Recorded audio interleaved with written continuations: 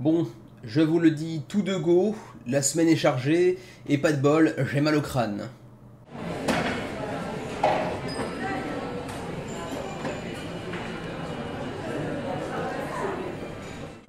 Bonjour à toutes et à tous, c'est Kevin pour l'île de Vor, et oui, bon, ça peut arriver de temps en temps, j'ai mal au crâne, que voulez-vous, et il fallait que ça tombe sur la semaine de la rentrée. Ça y est, nous sommes en septembre, et qui dit septembre dit rentrée des classes, mais également rentrée des Kickstarter, GameFound et compagnie. On a une pelletée de nouveaux projets qui arrivent tous en même temps, parce que voilà, septembre c'est beaucoup plus vendeur que le mois d'août, et c'est comme ça chaque année, malheureusement pour moi, parce que ça tombe vraiment sur la mauvaise semaine. Quoi qu'il en soit, petite incise du côté du menu avec ici 9 Minute Kingdom qu'on vient de recevoir ici, Xavier et moi-même. Je pense pas qu'on vous en fera une vidéo, mais voilà, je voulais signaler qu'on avait reçu ce petit Kickstarter qui avait fait l'objet d'une campagne l'année dernière, si je ne me trompe pas. Ouais, ça doit être ça. Avec un tout petit peu de retard, bon, comme tous les KS, bien évidemment. J'en parlerai éventuellement si vraiment c'est une excellente surprise, mais c'est un jeu qui coûtait vraiment très peu et qui était relativement prometteur pour un, comment dire, j'ai un petit filler qui se joue en 15 minutes, enfin 9, Nine Kingdom, mais disons 10 minutes en gros sur un coin de table. Donc bon, c'est pour un petit peu renouveler le genre du jeu très court qu'on aime bien sortir de temps en temps chez nous pendant une petite pause au boulot. Voilà, sans plus tarder, on va aller voir directement le petit point sur la chaîne. Alors, pas grand chose de nouveau en termes d'abonnés, hein. Vous êtes un petit peu lent en termes d'inscription, d'abonnement pour les nouveaux. Je sais que vous êtes encore nombreux à consulter la chaîne fréquemment sans pour autant y être abonné, donc je vais faire mon YouTuber, même si je ne suis pas véritablement un. Abonnez-vous si ce n'est pas encore fait, voilà, hein, on fait des vidéos chaque semaine, au moins le crowdfunding et son suivi chaque semaine, ça c'est sûr. Le reste, on a de plus en plus de petites reviews Kickstarter et compagnie, à commencer par ici Atlas Lost qui a donc sa review et son expli party dans la foulée qu'on a posté le même jour. Atlas Lost qui donc sortira sur Kickstarter la semaine prochaine, donc le 6 septembre, un petit jeu japonais, un petit jeu, je sais pas pourquoi je dis petit, il n'est pas spécialement petit en soi, mais qui devrait en intéresser plus d'un, d'autant plus qu'il sera édité en version francophone également. Du coup, sans plus tarder, on va aller voir le sondage de la semaine. C'était beaucoup plus riche qu'à l'accoutumée. Pendant le mois d'août et même d'ailleurs pendant le mois de juillet également, vous étiez environ 40-50 par semaine à voter.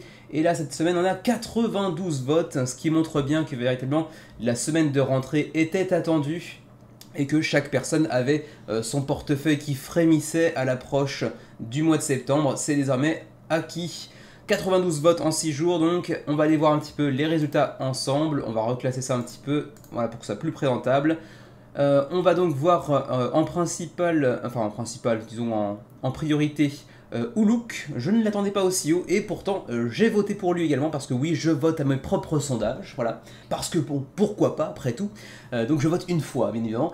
Uluk, 18 voix, je pensais vraiment pas qu'il serait aussi haut dans le classement, donc du coup on en parlera comme d'un gros projet de la semaine, même si c'était théoriquement pas vraiment le cas. Ensuite, on parlera aussi en détail de Lying Pirates, que là encore, je n'attendais pas aussi haut dans le classement. C'est vrai que c'est un jeu très bien produit, très bien présenté, mais pour un petit jeu d'ambiance de 15 minutes à 20 minutes environ, je ne pensais pas le voir aussi haut non plus. Ensuite, The Fog, j'en parlerai pas si longtemps que ça en réalité, parce que je l'avais déjà présenté au menu crowdfunding il y a quelques mois de ça, lors de la première tentative du jeu sur Kickstarter. Par contre, on parlera aussi en détail de Kinfire Chronicles, qui a reçu 11 voix, relativement prometteur mais très très cher, vous le verrez. Et peut-être, j'hésite encore un petit peu à inclure ce jeu dans les gros projets de la semaine, mais peut-être Almost Innocent, le nouveau projet de Colossal Games, avec, vous le retrouvez certainement, j'imagine que vous l'aurez reconnu, la patte graphique de l'illustrateur de Hidden Leaders, qui avait fait un énorme succès sur KS il y a de ça 2 ans environ. Pour le reste, ce sera plutôt des mentions honorables, et d'ailleurs certaines d'entre elles ne seront même pas présentées cette semaine en réalité, puisque par exemple le Power Core eh bien, a été tout simplement annulé après 2-3 jours de campagne. Pourtant c'est quand même un éditeur relativement connu, qu'on avait vu récemment d'ailleurs pour une réédition de La Granja par exemple, et pourtant le jeu n'a pas su attirer les gamers, hein.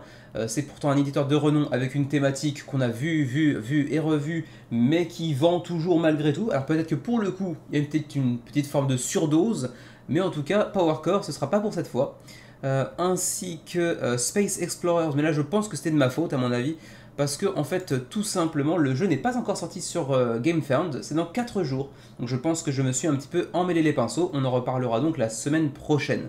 Et d'ailleurs j'avais ouvert l'onglet également, donc autant le montrer, disais-je Power Core, ah tiens j'ai trop d'onglets ouverts, du coup ça galère un petit peu. Attendez une seconde, voilà c'est ça.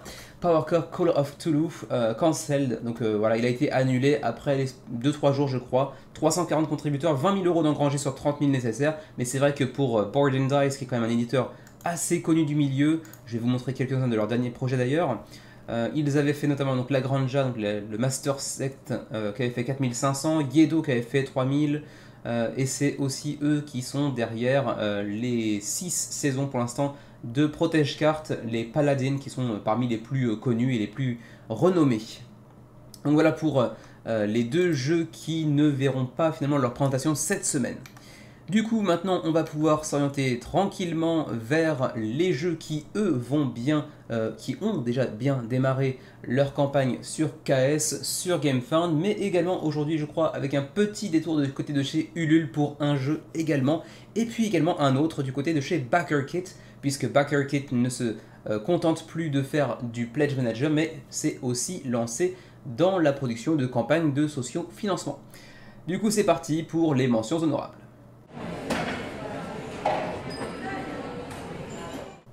Et on commence tout de suite avec Powerline, le nouveau jeu de chez Queen Games, l'éditeur aux 50 campagnes Kickstarter annuelles, et j'exagère un tout petit peu seulement, j'exagère à peine.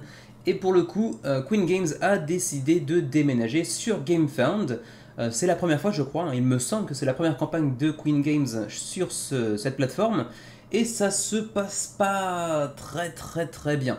132 backers seulement, 5000 euros d'engrangés seulement. Alors oui, c'est financé, officiellement c'est financé, il fallait seulement 5 euros pour l'être.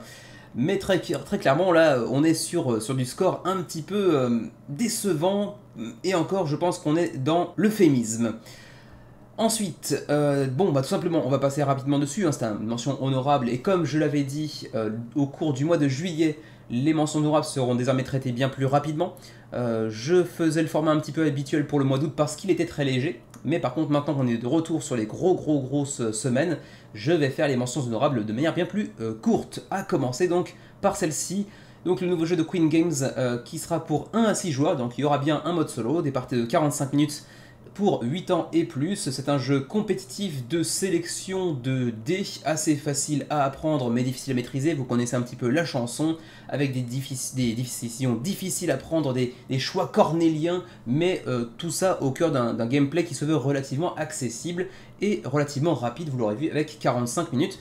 La direction artistique est pas extraordinaire non plus, mais là encore on reste un petit peu dans les habitudes de Queen Games, des jeux qui généralement marquent pas leur époque de leur empreinte, hein, clairement. Mais bon, au moins cette fois-ci il a un thème un petit peu écolo, et du coup de se dire que il y a seulement 132 backers pour un jeu qui se veut pourtant écolo, hein, on a envie de dire, mais bon, la pauvre, elle ne pourra rien y faire, à moins qu'elle ne back pour elle-même 10 000 copies du jeu. Quoi qu'il en soit, le jeu de base vous coûtera 40 €. Si vous décidez de l'accompagner de leur précédent jeu, à savoir Alhambra, il faudra rajouter par-dessus 30 €, mais ce qui vous permettra de payer au total 70 € contre 100 pour ce qui est de la valeur théorique de ce duo de jeux. Et puis ensuite, ah oui, que devrais-je dire de plus? Bien sûr, que comme souvent avec Queen Games, les jeux seront disponibles en français. Pourquoi disent les? Oui, ce qu'il y a Alhambra aussi. Je me trompe moi-même. Donc oui, le jeu sera disponible en français, ou en tout cas les règles le seront via un PDF. Seront-elles imprimées? Apparemment non pour l'instant. On a les règles en allemand et en anglais dans le jeu. Et pour ce qui est du français et du hollandais, dans l'état actuel des choses, ce sera plutôt en téléchargement via un PDF. Ce qui devrait être relativement suffisant, puisque vous le voyez, il n'y a a priori aucun texte sur le matériel, donc ça devrait être largement suffisant. Voilà, pour le reste, je vous encourage à aller zioter un petit peu par vous-même la campagne. C'est un jeu relativement simple et assez facile à prendre en main à mon avis, mais j'ai toujours un petit peu cet a priori un petit peu négatif vis-à-vis de Queen Games, qui décidément fait pas grand-chose qui m'attire. Qu'est-ce qu'il en est d'ailleurs pour le shipping? J'ai pas entreaperçu le shipping.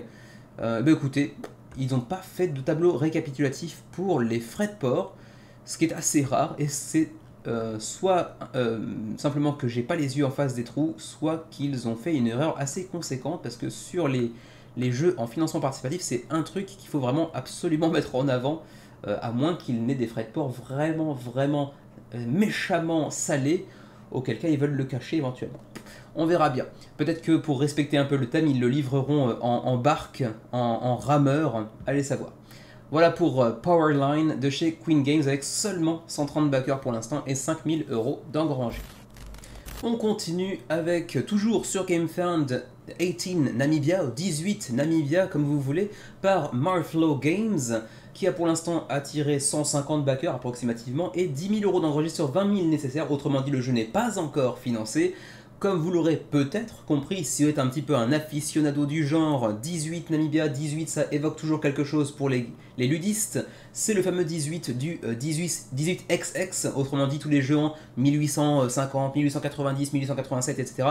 En gros, tous ces jeux qui vous proposent d'aller développer un maillage urbain ou un maillage un réseau ferroviaire dans tel ou tel pays, dans telle ou telle ville, et pour le coup, c'est original, c'est en Namibie cette fois.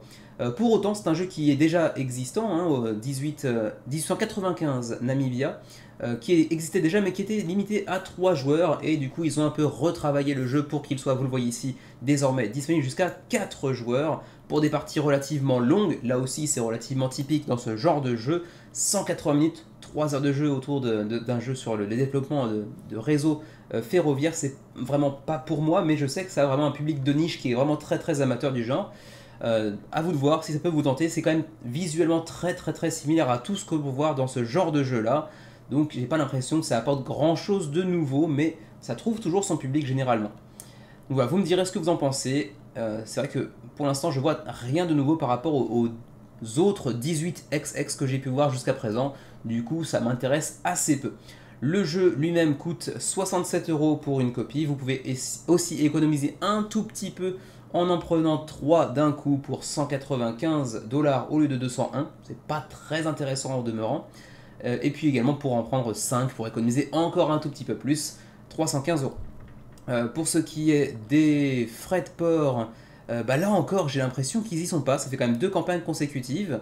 Et du coup c'est quand même assez étrange. Qu'est-ce qui se passe du côté de chez GameFound actuellement? Nous seront-ils livrés en locomotive à vapeur pour là encore respecter le thème? On verra bien. En tout cas, c'est tout pour 18 Namibia ou 18 Namibia, 150 backers à la fin de la première semaine, alors qu'on est prêt au milieu du seuil de financement. Ça risque d'être un petit peu serré, c'est encore faisable, mais c'est loin d'être garanti. Et pas de version française qui plus est. On enchaîne avec la première campagne de la journée pour Kickstarter avec Dwarves Legendary Forest, la nouvelle itération de l'univers Dwarves, que vous avez peut-être reconnu visuellement parce que c'est l'auteur et l'illustrateur Louis Brouet qui est derrière ce projet, même si ce dernier est porté par Vesuvius Media. Et d'ailleurs je crois qu'à chaque campagne de Dwarves, c'est bien Vesuvius qui s'en occupe et non Louis Brouet, qui pourtant parfois lance des campagnes par lui-même. On l'avait vu notamment pour Night Parade of 100 Yokai entre autres. Et d'autres que Xavier a backé aussi récemment. C'est-à-dire assez sympa ce petit Night Parade of 100 Yokai. Pour ceux qui l'auraient, éventuellement je serais curieux d'avoir vos retours, mais nous on aime bien ici. Et donc toute la série des Dwarves avait été publiée justement avec Vesuvius Media, vous le voyez. C'est pas une série de jeux qui fait généralement des énormes scores. On voit souvent du 1600, du 1000, 1700, 1280, etc. Donc on reste toujours sur une base de fidèles relativement présents, mais pas hyper nombreux.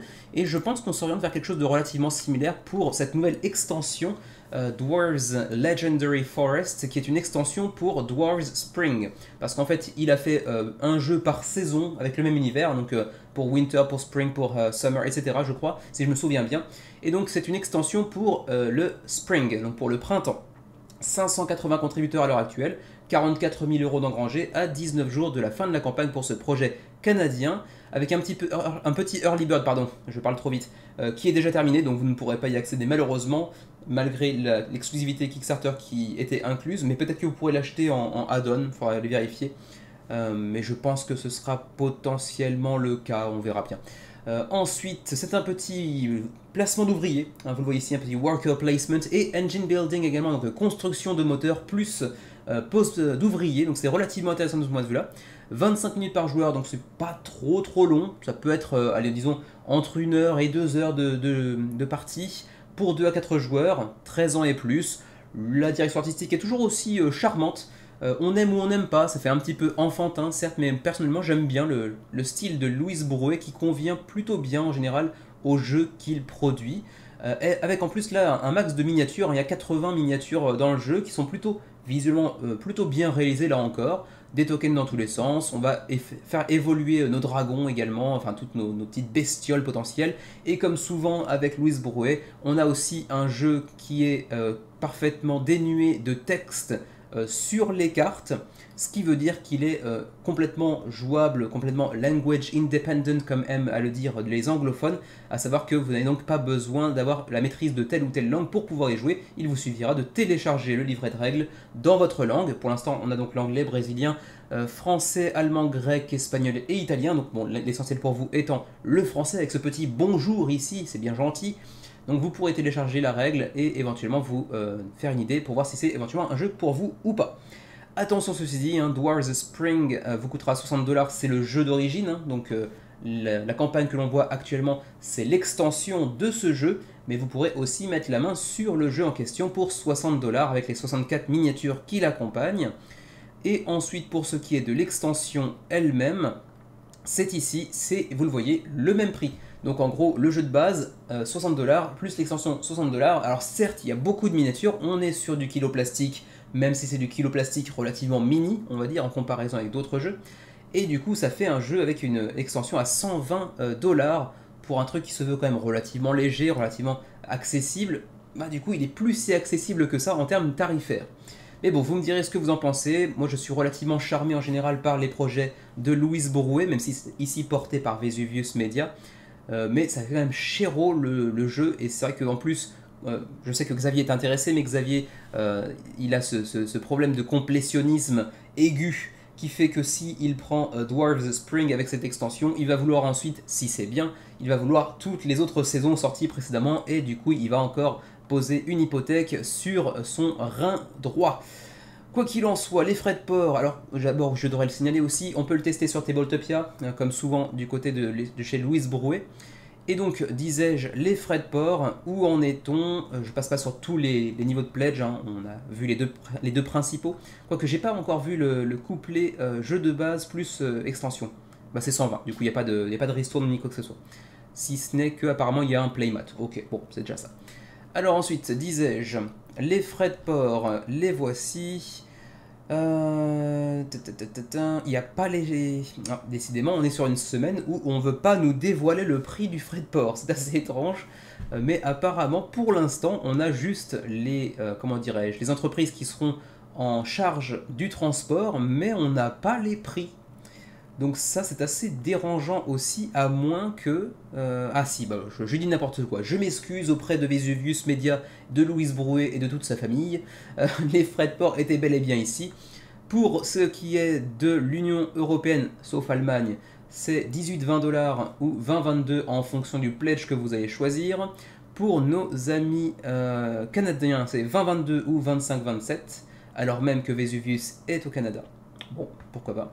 Et puis nous, au Japon, par curiosité, on entre 24 et 29. Bon, ça reste relativement similaire au reste. Et ma foi, c'est à peu près tout pour Dwarves Legendary Forest. Donc attention, ne le prenez pas si vous n'avez pas Dwarves Spring, dont c'est l'extension. 580 contributeurs pour l'instant, à 19 jours de la fin de la campagne, et 44 000 € d'engrangés. On enchaîne tout de suite avec Waking Shards. Waking Shards qui n'a pas réveillé grand monde sur Kickstarter. 82 contributeurs seulement pour ce petit projet hollandais mené par Rudox Taverne. Aucune idée de qui il s'agit, c'est d'ailleurs leur premier projet sur Kickstarter. 82 contributeurs pour l'instant, à 20 jours de la fin de la campagne, bon il reste le temps, et vous le voyez, le seuil de financement est très bas, 2000 €, donc ça va financer, mais ça reste quand même assez décevant, même si c'est un premier projet, d'autant plus que vous le voyez, visuellement parlant, en termes de direction artistique pure, c'est plutôt joli. Il s'agit ici d'un jeu de cartes et exclusivement de cartes pour 2 à 4 joueurs, relativement rapide, pour 20 à 25 minutes la partie, que vous pourrez emporter, transporter n'importe où très facilement. Qui se joue relativement facilement également, d'ailleurs c'est relativement accessible, et le jeu bénéficie également de 3 modes de jeu, un mode de duel donc en 1 contre 1, un mode en free for all donc chacun pour sa peau, et puis également un team game, donc avec une partie par équipe de 2 j'imagine, 2 contre 2, à moins de faire des équipes de 1 contre 1, auquel cas on se retrouve dans le mode duel. Donc, qu'y a-t-il dans la boîte? C'est très simple, 25 cartes, 10 petits tokens de victoire, le livret de règles et la boîte, et c'est tout. C'est un tout petit jeu de 25 cartes seulement. Donc, à vous de voir si ça peut théoriquement, potentiellement, vous convenir d'avoir un jeu avec si peu de profondeur théorique. J'ai pas testé le jeu, hein, je ne leur lance pas la pierre, mais disons qu'on peut légitimement se demander si un jeu avec seulement 25 cartes a une profondeur de jeu et une rejouabilité suffisamment conséquente pour faire l'objet d'un back sur Kickstarter. Vous me direz ce que vous en pensez, moi je suis pas très convaincu, même si c'est plutôt joli. 18 € le jeu de base. Par contre, si jamais vous êtes amateur de print and play ou si vous voudriez éventuellement le tester en print and play avant de potentiellement acquérir une version physique, vous pouvez aussi le faire pour 5 €. Ce qui est quand même pas donné pour si peu de cartes également, après tout. Ensuite, on a aussi un Goodies Bundle qui vient vous offrir un petit peu de stickers supplémentaires et puis également des cartes de artwork. Donc aucun intérêt en termes de gameplay, mais c'est joli. Si on est fan du projet, pourquoi pas, ça rajoute 10 € supplémentaires. Ensuite, on peut prendre plusieurs copies du jeu, plusieurs copies du bundle goodies qu'on a vu juste avant aussi. C'est pas spécialement très intéressant. Et puis, on a finalement aussi cette Shiny Edition qui en fait vous propose le jeu avec une boîte avec le gold foil, donc cette espèce d'effet en surbrillance un petit peu doré, très joli. Mais pour le reste, c'est la même chose que le jeu de base. Ma foi, c'est à peu près tout ce que je peux vous en dire. Il n'y a pas vraiment grand chose à aller évoquer pour couvrir ce jeu.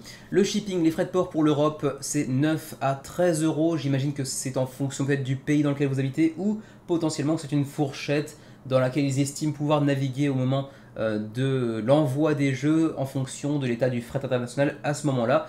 Et pour le reste du monde, donc Canada ou par exemple nous au Japon, ce sera entre 11 et 16 € vraisemblablement.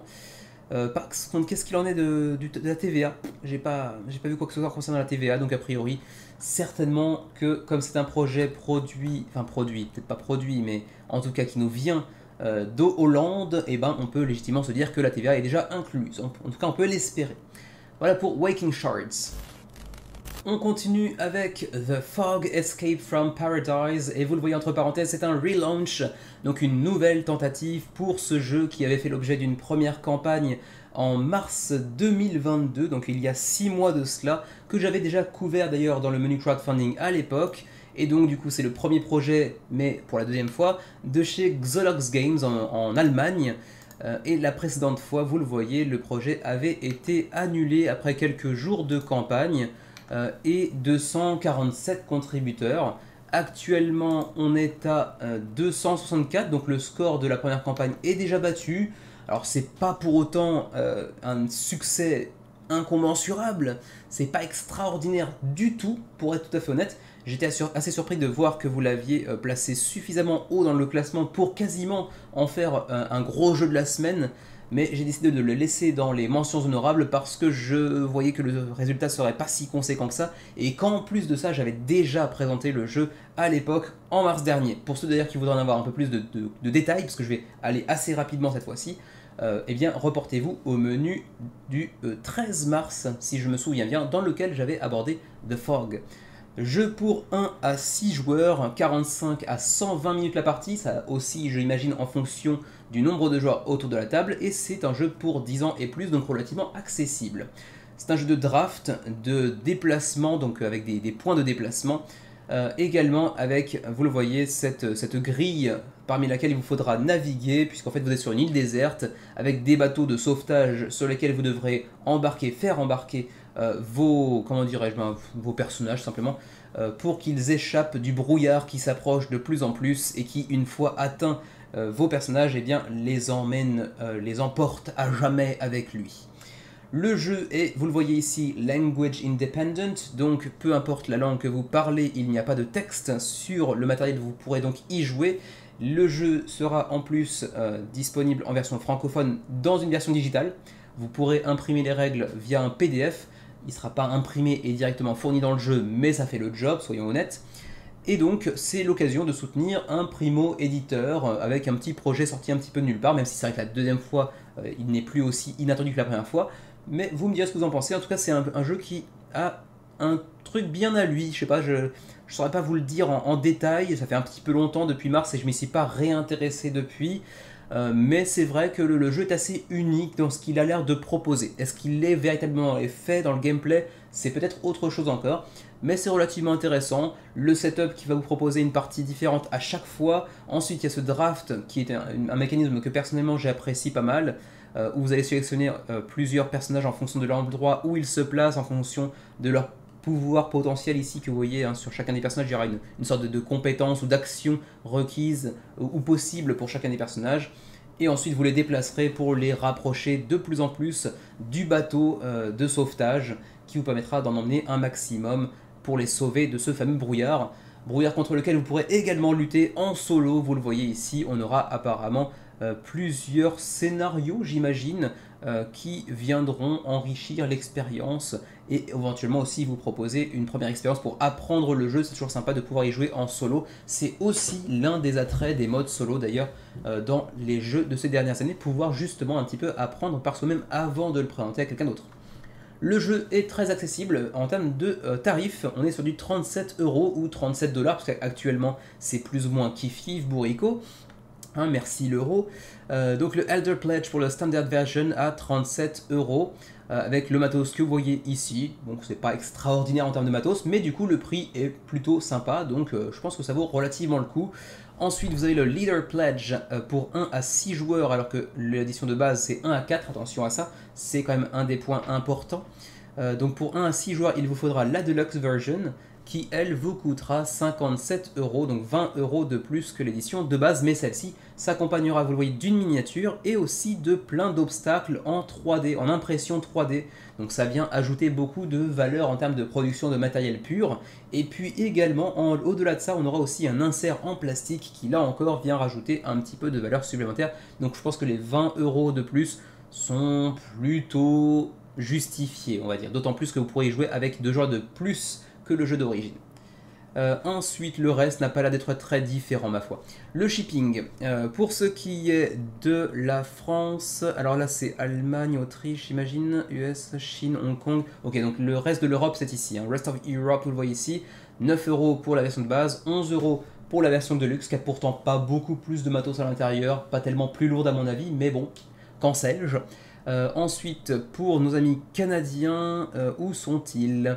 Ici, pour le Canada, 7 ou 9 €, c'est un petit peu moins cher, un peu plus intéressant que pour les Européens. Et pour nous qui sommes au Japon, 15 à 19 €. Voilà. Pour ce qui est de la TVA, j'ai pas vu de remarques à ce propos, mais c'est un projet qui vient d'Allemagne, oui c'est ça, c'était allemand. Donc du coup on peut se dire effectivement que la TVA devrait être incluse. Bah, en plus je dis n'importe quoi, encore une fois, décidément le mal de crâne me fait dire un peu n'importe quoi aujourd'hui. La TVA est déjà prise en compte pour les logos que vous voyez ici, autrement dit États-Unis, Canada, Union Européenne et les 3 autres, mais vous vous en foutez certainement un petit peu plus. Donc pour la zone Europe, Union Européenne devrais-je plutôt dire, eh bien vous n'êtes pas concerné par un ajout de TVA post-campagne. Donc ça c'est plutôt cool. Voilà pour The Fog, on va pas parler plus longtemps que ça du jeu, d'autant plus qu'on l'avait déjà présenté à l'époque. Projet relativement atypique qui semble proposer une expérience de gameplay assez innovante on va dire, même si les mécanismes qui le régissent ne le sont pas tellement eux pour leur part. Mais en l'état, ça n'a pas séduit tellement plus que la première campagne. 265 contributeurs seulement, mais bon, il reste encore 3 semaines. On ira certainement chercher les 800 contributeurs d'ici la fin de la campagne, on verra. 15 000 € pour l'instant en tout cas. On enchaîne tout de suite avec, une fois n'est pas coutume, un détour du côté de chez BackerKit. Hein, je vous l'ai dit 2-3 fois depuis quelques mois, BackerKit se lance désormais dans les campagnes de socio-financement et non plus uniquement dans les Pledge Managers. Et cette fois-ci, ils attaquent dur avec Fugitive. Alors ça ne vous dit peut-être rien, mais c'était un jeu qui avait fait l'objet d'une campagne couronné de succès il y a quelques temps. Ici d'ailleurs Fugitive sur Kickstarter à l'époque, 7500 backers, c'était un énorme succès et encore à l'époque où Kickstarter ne faisait pas d'aussi gros score puisque vous le voyez, c'était en 2016. Il y a déjà 6 ans de ça, le temps passe vite. Et on avait accumulé 230 000 $, 7500 contributeurs à l'époque où c'était quand même très très rare de faire autant de monde pour un jeu de société sur Kickstarter. Et du coup, il frappe assez fort avec une deuxième édition, une deuxième impression de Fugitive qui s'accompagne également de Run, du même auteur, du même illustrateur, j'ai l'impression. En l'état, on est actuellement à 2243 backers à 20 jours de la fin de la campagne et déjà 100 000 € d'engrangés. On n'est pas encore au même niveau de backers que lors de la campagne de la première fois pour Fugitive. Mais en même temps, BackerKit n'est pas encore aussi renommé que Kickstarter pour ses campagnes. Et en plus de ça, vous le voyez, hein, les pages de BackerKit sont pas très très jolies. Ça fait le job, mais c'est quand même très très blanc. C'est pas forcément... Enfin si, c'est plutôt ergonomique en réalité. C'est plutôt ergonomique, mais c'est juste pas très joli en réalité. Alors donc, de quoi s'agit-il, me direz-vous? Eh bien, c'est un jeu de déplacement secret pour 2 joueurs. C'est assez peu courant, c'est vrai qu'on a parfois plus l'habitude de voir des jeux de déplacement secret pour 3, 4, 5, 6, 7, 8 joueurs par exemple, mais à 2 joueurs c'est un petit peu plus rare. Pour autant, il y a des exemples. Mr. Jack était déjà une forme de jeu de déplacement secret pour 2 joueurs par exemple. Le tout pour un prix relativement abordable qui plus est. Pour Fugitive c'est 25 $, pour Run c'est 33 $, le tout pour 50 $ si vous prenez les deux au lieu de 58, donc il y a quand même une petite réduction pas inintéressante à laquelle il vous faudra bien évidemment ajouter le shipping, donc les frais de port. D'autant plus que pour les habitants, pour les résidents de la zone Union Européenne, vous le voyez, la TVA sera déjà incluse, elle sera couverte par l'éditeur, ce qui est plutôt sympa de sa part. Pour le reste, je ne connais assez peu, hein, c'est un jeu qui est sorti il y a donc 6 ans sur Kickstarter, époque où je ne m'intéressais pas encore du tout au Kickstarter, donc je vous ai dit à peu près tout ce que j'en savais, à savoir déplacement secret, petit jeu transportable facilement, avec en plus de ça des cartes en PVC, donc en plastique façon un petit peu Radlands dans l'édition Deluxe, donc c'est toujours vraiment très très agréable, d'autant plus pour un jeu qui se transporte facilement et qui du coup pourrait éventuellement se jouer sur un coin de table et être recouvert de flotte ou tout autre liquide consommable. Ensuite pour Run, je connais encore moins pour le coup, mais encore une fois, déplacement secret, choix tactique et manœuvres stratégiques dans tous les sens. La direction artistique fait plutôt années 60, ça fleure bon le rétro américain, donc pourquoi pas, si vous êtes amateur du genre, je me laisserais bien tenter par, comment dirais-je, un essai, une tentative sur les 2 jeux, d'ailleurs les jeux pourraient potentiellement m'intéresser. De là à aller le baquer, non, clairement, mais je trouve que ça a un petit charme, au moins visuellement parlant. Ensuite... Voilà pour les frais de port. C'est ici, j'ai pas trop l'habitude de ces BackerKit, quoique de toute façon aujourd'hui j'ai l'habitude de rien visiblement. Pour Fugitive uniquement, si vous êtes au Canada, c'est du 13 $, 12 pour la zone Union Européenne et 15 à 20 pour le reste du monde. Pour Run, c'est 15 pour les Canadiens, 14 pour les Européens. Et si vous voulez les deux, eh bien ce sera 17 pour les Canadiens, 17 pour les Européens, 22,40 pour le reste du monde. Et donc encore une fois, je le répète, hein, pas de TVA si vous êtes dans la zone Union Européenne, ce qui est plutôt appréciable également. Par contre, vous le voyez, a priori, pas de version francophone, j'ai l'impression. Vous me direz ce que vous en pensez. Les 2 jeux ont l'air plutôt séduisants, j'aime bien le visuel un petit peu rétro, le parti pris jeu de déplacement secret à 2 joueurs, mais bon, de là à aller baquer, peut-être pas quand même. Nouveau détour du côté de chez GameFound avec une campagne qui ne mène pas bien large. Il s'agit de Philosophy qui nous vient de Quality Beast avec actuellement 5000 € d'engrangés pour 122 backers. On est loin du compte, il faut 24 000 € pour financer, on n'y est pas du tout. On va commencer à entamer tranquillement le ventre mou de la campagne, puisque la première semaine vient de s'achever en fait tout simplement, et du coup on va entrer dans une période où il y aura beaucoup moins de nouveaux backers, donc ça sent pas très très bon pour Philosophie. Petit jeu pour 2 à 3 joueurs, abstrait, 20 minutes la partie, pour 10 ans et plus. C'est essentiellement un puzzle spatial abstrait qui n'a pas grand rapport avec la thématique qui semble être celle du jeu quand on regarde la boîte. C'est un jeu qui se joue apparemment plutôt très bien à 2, hein, c'est surtout à 2 d'ailleurs, mais ici on mentionne 2 à 3, donc allez savoir, mais j'ai plutôt l'impression que c'est un jeu à 2 joueurs uniquement, pour 5 à 30 minutes la partie. Bon, je ne saurais pas trop quoi vous dire, c'est très abstrait, c'est pas spécialement très joli non plus.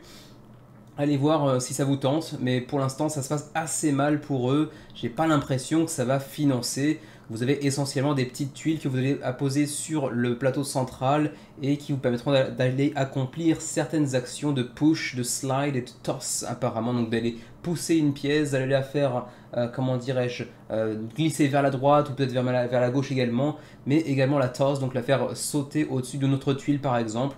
Bon, c'est un jeu relativement abstrait, mais en coopération, si j'ai bien compris. J'ai pas fouillé plus que ça, il me semble que c'était un coop. Il me semble. Non, c'est compétitif, excusez-moi, c'est compétitif. Mais bon, voilà, c'est assez comment dirais-je, flou pour moi. J'ai pas fouillé plus que ça. Il y a quand même beaucoup de matière aujourd'hui à traiter. Et c'est un petit jeu abstrait qui, en plus, pour l'instant, vous le voyez, n'a pas rencontré le public qu'il escomptait voir venir sur sa campagne. Donc, je pense qu'on peut passer assez rapidement dessus, malencontreusement pour eux. 29 € pour le jeu de base avec assez peu de matos mais du coup assez cher finalement.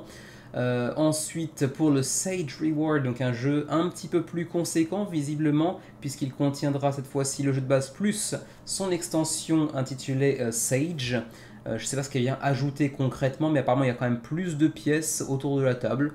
Et puis ensuite on a la Amber Reward pour 39 $ également au lieu de 47. Et celle-ci s'accompagne de l'extension Amber, donc c'est un peu la même chose, une extension supplémentaire pour 39 €. Est-ce que c'est le même contenu en termes d'extension? Est-ce que c'est juste la couleur qui change? J'ai pas été chercher plus que ça. Et si vous voulez ajouter les deux extensions, donc Amber et celle qu'on a mentionnée tout à l'heure, c'était Sage, voilà ça, ce sera 45 €. Ensuite, pour la Rainbow Reward, ce sera 150 € et ça vous permettra d'ajouter en plus de ça votre propre couleur. Donc a priori, oui, c'était véritablement juste la couleur qui était différente pour les deux extensions, mais au final, c'était plus ou moins la même chose en termes de gameplay. Et donc, vous pouvez ajouter une couleur supplémentaire de votre choix si vous payez 150 €. Pour ce qui est du shipping, on est apparemment sur quelque chose de l'ordre de...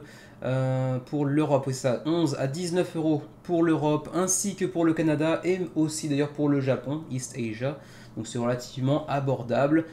Benelux, c'est encore un peu moins cher d'ailleurs, j'ai pas fait gaffe, attention, Benelux est à 5,5 jusqu'à 12, donc c'est un petit peu plus intéressant potentiellement pour nos amis belges, ou du Liechtenstein, c'est compris dedans je crois également. Ma foi, c'est à peu près tout pour Philosophy, qui de mon côté, je trouve, est un petit peu décevant, un jeu totalement abstrait, dénué de thème, alors que l'illustration était plutôt charmante et que le titre laissait présager un truc assez frais. Bah finalement, cela d'être juste purement abstrait, du coup je suis pas du tout intéressé. Et pour l'instant, les présages sont pas très bons. On continue avec un autre petit jeu magique du côté de chez Kickstarter. Il s'agit de Wizard Duel, The Magic and Fantasy Card Game, un petit jeu très court de duel de sorciers avec une direction artistique plutôt très jolie, plutôt soignée. 268 contributeurs pour l'instant avec 12 000 € d'engrangés à 25 jours de la fin de la campagne et on est vraiment sur un truc très simple pour environ 15 minutes la partie à partir de certainement 10-12 ans. D'ailleurs vous le voyez, le créateur c'est Finn, c'est ce petit garçon que vous voyez ici qui a 12 ans et qui a créé Wizard Duel par lui-même. Donc quand on vous dit qu'il y a des petits auteurs de talent, c'est vraiment une illustration avec ce petit garçon de 12 ans qui a fait un jeu là où la plupart d'entre nous en serions parfaitement incapables.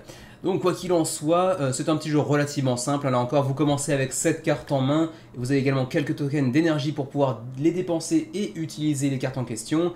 Et ce seront exactement les mêmes pour les deux joueurs. Vous aurez des cartes d'attaque, des cartes de défense et des cartes d'adaptation également pour aller choisir l'effet que vous voulez y appliquer. Et puis au centre de la table se trouvera aussi un deck supplémentaire que vous voyez ici, qui s'appelle d'ailleurs le Lock Deck, pour lequel il vous faudra utiliser une clé pour y accéder et qui vous ouvre la voie vers des sorts encore plus puissants et différents que l'autre en face de vous n'aura pas. Et du coup, vous chercherez à les utiliser pour pouvoir le tataner encore plus fort. Vous avez également une extension pour ajouter encore plus d'éléments, de nouvelles cartes, pour aller encore une fois défourailler votre adversaire de manière encore plus surprenante et spectaculaire. Et pour le reste, c'est relativement basique. Le pledge de base justement est à 15$. Si vous voulez ensuite le full game tier pour avoir l'extension que j'ai précédemment évoquée, c'est 19$, donc un ajout assez faible. Ensuite 33$ pour prendre un jeu plus un autre jeu, donc en gros prendre 2 copies de jeu pour l'offrir par exemple à quelqu'un. En cela je trouve ça un peu étrange parce que le jeu de base est qu'à 15$. Si vous en prenez 2, ça fait plus cher que 2 fois un jeu. Donc du coup c'est un petit peu étrange. Alors certes il y a apparemment un petit bonus inclus, un petit pack de stickers, mais on s'en fout un peu quand même, hein, pour être tout à fait honnête. Ensuite vous avez un Pro Kit qui s'accompagne d'un petit playmat ainsi que de dés pour 39$. Et puis ensuite on a des pledges que j'appelle les pledges mécénats qui n'ont pas grand intérêt en termes de gameplay. D'autant plus que j'aurais dû le signaler en début de vidéo, mais malheureusement le jeu n'est pour l'instant en tout cas pas disponible en version francophone. Ceci dit, vous pouvez être livré dans la zone Union Européenne bien évidemment, mais ceci dit pour l'instant vous le voyez on n'a pas encore les estimations pour les prix des frais de port, donc aucune idée de combien ça pourrait vous coûter si vous le prenez en étant en France, en Belgique, en Suisse ou que sais-je encore. Voilà pour Wizard Duel, petit projet relativement charmant d'un très jeune homme qu'il faudra certainement surveiller à l'avenir. En l'état, c'est plutôt un beau résultat pour lui, 270 contributeurs pour un premier projet pour un jeune garçon de 12 ans, c'est plutôt très joli, donc j'ai envie de le soutenir moi aussi. De là à aller baquer, on verra. De ne pas avoir les frais de port affichés, c'est quand même un petit peu gênant. Au-delà de ça, le jeu est pas très cher, pourquoi pas, on verra bien. On enchaîne avec Glorious Wrestling Alliance Ultra Brawl, un petit jeu pour 2 à 4 joueurs pour 15 à 30 minutes la partie, qui apparemment provient d'une licence du même nom. Donc un jeu de catch pour actuellement 104 contributeurs fans de la discipline du même nom. Xavier, si tu nous regardes, je sais que tu aimes le catch, ne te cache pas. 25 jours avant la fin de la campagne, 2620€ d'engrangés. Le jeu est financé en l'état, même si c'est un score assez peu glorieux pour autant. En tout cas, je ne connais pas la licence, je ne sais pas la portée qu'elle peut avoir, mais c'est quand même pas extraordinaire en termes de résultats. C'est essentiellement un jeu un petit peu loufoque dans l'univers du catch, avec de la gestion de main essentiellement, et puis quelques jets de dés également pour aller ajouter un petit peu de hasard à tout ça. Vous allez choisir un de vos catcheurs préférés, vous allez ensuite vous faire un petit deck, ensuite vous allez utiliser les différentes cartes en votre possession pour effectuer différents combos, vous défendre face à ceux de votre adversaire, et également vous le voyez, certaines cartes vous permettront, enfin les cartes de vos personnages en réalité, vous permettront d'aller faire un finish move, donc un mouvement spécial, spécifique à votre personnage que seul lui peut effectuer pour mettre fin au combat de la plus belle et la plus spectaculaire des manières, pour terminer le combat. Et ma foi, c'est à peu près tout. Ensuite, les rewards, donc les niveaux de pledge. On a un print and play pour 5 livres, c'est un jeu anglais. 5 livres pour donc accéder à la version imprimable, pour éventuellement tester et voir après si ça vous tente. La version physique, quant à elle, est relativement accessible aussi, 16 livres, donc ça va tourner aux alentours de 20€, j'imagine. Bon, c'est essentiellement un jeu de cartes avec quelques dés, c'est vrai. Ensuite, on a la Deluxe Ultra Brawler pour 28 livres, donc certainement autour de 34-35€, j'imagine, et qui s'accompagne, en plus du jeu de base, d'un sticker et également d'une carte, façon un peu carte postale, quoi, en gros. Et puis ensuite 44 livres pour le Ultimate Ultra Brawler, donc Ultimate de l'Ultimate de l'Ultimate, pour la même chose que ce qu'on a vu ici, mais en plus de ça, on aura aussi apparemment 2 copies, je pense, de l'espèce de BD, j'imagine. Ouais, ça doit être ça, parce que c'est des paperbacks, donc je pense que c'est des BD ou des nouvelles illustrées, allez savoir. Mais bon, en gros, l'origine du jeu, la licence d'où provient le jeu. Voilà, c'est à peu près tout. Pour le shipping, en fonction de votre niveau de pledge, vous êtes forcément, à moins d'habiter dans le Royaume-Uni, dans le Rest of the World, donc ça vous coûtera 9, 10 ou 15 livres de frais de port en fonction du pledge que vous allez choisir. Et ma foi, c'est à peu près tout pour Glorious Wrestling Alliance Ultra Brawl, petit jeu de cartes de gestion de main dans un univers de catch assez loufoque. pourquoi pas, si ça vous plaît, et n'hésitez pas à dire ce que vous en pensez, c'est pas pour moi a priori, mais éventuellement Xavier, s'il passe par là, saura-t-il résister? La réponse est probablement oui, mais je sais que ça l'intriguera quelques secondes. La semaine dernière, du côté de chez GameFound, on avait Robomon qui reprenait vraiment toutes les caractéristiques de Pokémon mais sans la licence. Et bien cette fois-ci sur Kickstarter c'est un peu la même chose mais en print and play et en beaucoup plus léger, hein. Ce n'est pas un jeu à campagne comme pouvait l'être Robomon, il s'agit de Rocco Ranger qui est disponible en version française, qui a pour l'instant attiré 123 contributeurs pour 1204 € d'engrangés. C'est un jeu vraiment abordable à 5 €, il se met en plein de langues donc ça devrait marcher, et en plus de ça, ça reprend là encore l'univers des Pokémon mais sans la licence des Pokémon en gros, hein. Donc vous le voyez, hein, c'est vraiment très similaire visuellement. Au moins Robomon avait fait l'effort de pondre des robots qui s'apparentent à des Pokémon certes, mais qui sont relativement différents. Là, à première vue, on a l'impression de voir des dessins de Pokémon illustrés par un enfant qui commence à dessiner un petit peu. Donc c'est pas très inspiré, on va dire. Mais pour le reste, on est clairement sur du jeu Pokémon, 35 minutes la partie, 8 ans et plus pour 1 à 6 joueurs. Il vous faudra juste quelques crayons de papier ou stylos et quelques dés pour pouvoir y jouer. En l'état, on a 18 Rokos qui sont l'équivalent des Pokémon, hein, qui ne sont pas des acteurs de films de boules, vous l'aurez compris. 4 champions, 42 moves, donc 42 spécificités de simili-Pokémon, on va dire. Et puis une map, donc une route qu'ils appellent ça, qui sera certainement amenée à s'enrichir de 2, 3, 4 autres maps pour aller enrichir un petit peu l'expérience. Et vous voyez un petit peu aussi les différents Rokos que vous pourrez chercher à capturer, à faire évoluer également. Ma foi, c'est à peu près tout. Le how to play, ça reste assez classique, hein. C'est un roll and write, donc vous allez jeter des dés, vous allez inscrire des trucs. Voilà, c'est relativement classique. On aura des combats en fonction de certaines affinités. Les combats seront plus ou moins aisés, plus ou moins compliqués. Vous ferez augmenter de niveau vos Rokos pour les faire évoluer potentiellement. Et vous essaierez de gagner le titre d'être le meilleur dresseur autour de la table. Voilà, tout simplement. Il y a aussi un solo, d'ailleurs, si ça ne peut vous intéresser éventuellement. Pour ce qui est des pledges, on a un pledge Ranger à 5 € pour avoir le jeu de base en print and play, plus les stretch goals. Ensuite, on a un pledge Champion à 29 €, toujours pour le print and play, et également votre propre Roko. Vous allez pouvoir designer avec l'équipe créatrice votre propre simili Pokémon. Donc, petit pledge mécénat assez sympa, un petit clin d'œil.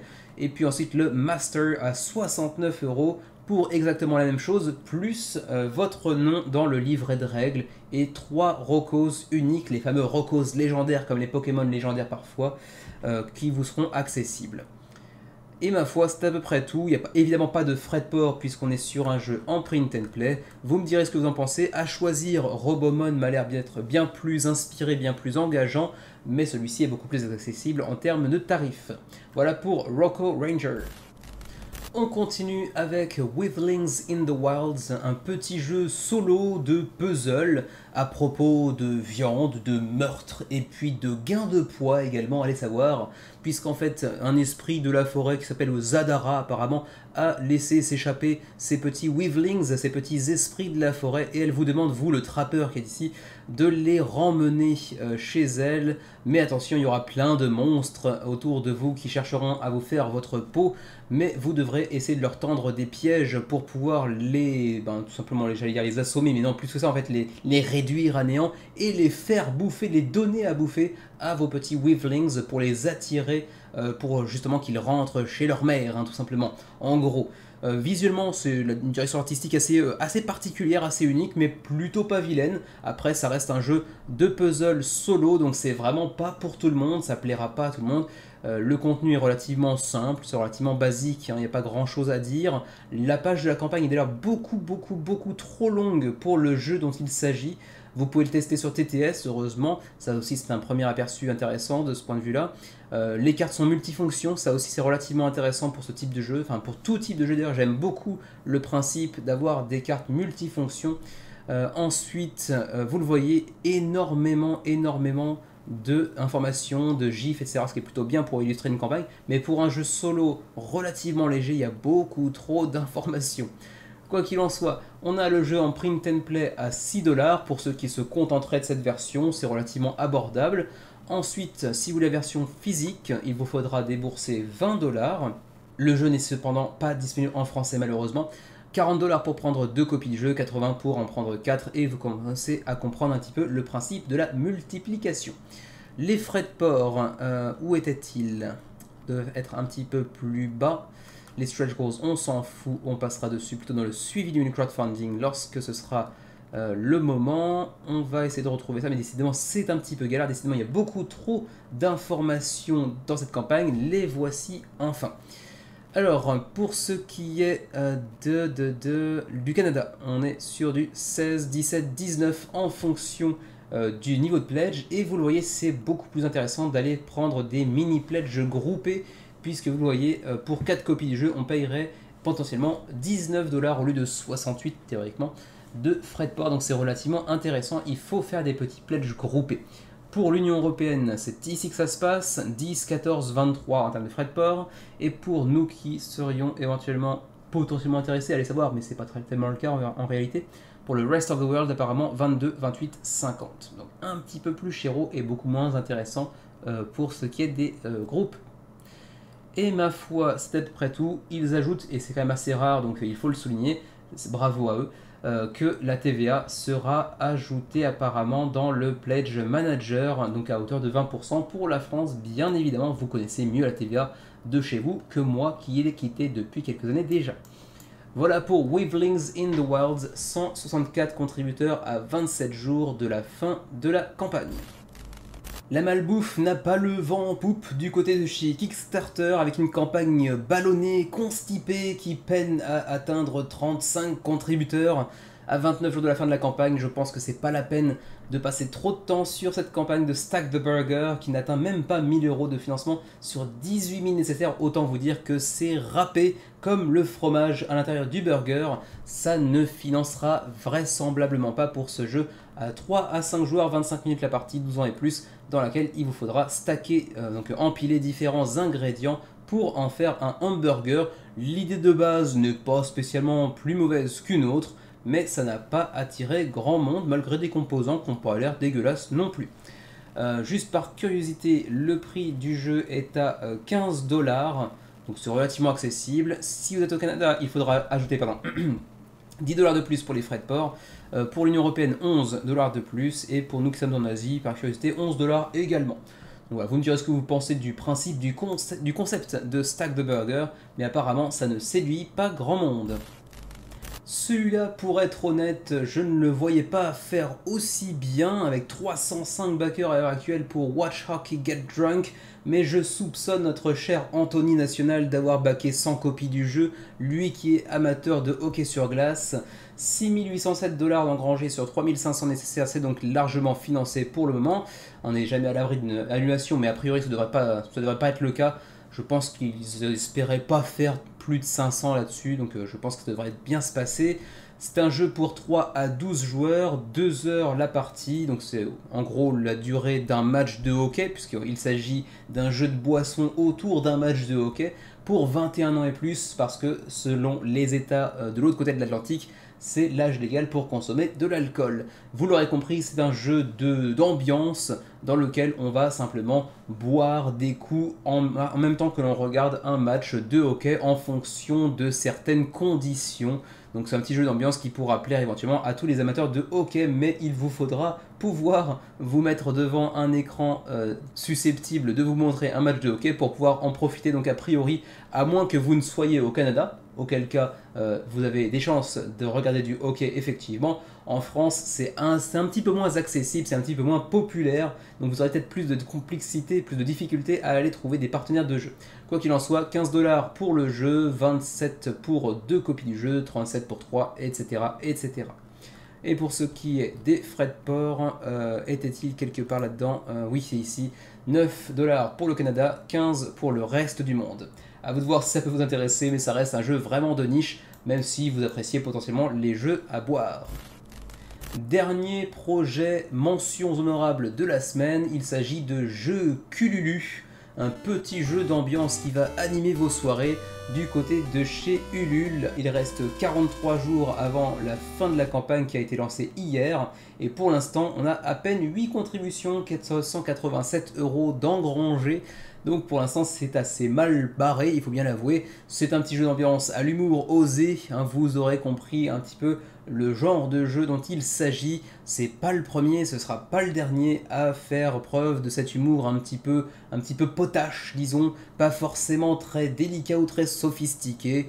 Mais bon, si on aime les jeux d'ambiance avec un petit peu d'humour graveleux, ça pourrait potentiellement vous plaire. Donc je le mentionne juste, ça existe. Allez faire un tour sur j'allais dire GameFound, non pas du tout, sur Ulule, si jamais c'est susceptible de vous intéresser. Le pledge de base qui est mis en avant, c'est celui-ci à 29,90 pour un exemplaire du jeu. Après, vous avez bien évidemment d'autres contreparties possibles à 38,90, à 57,80 pour différents petits bonus par-ci par-là.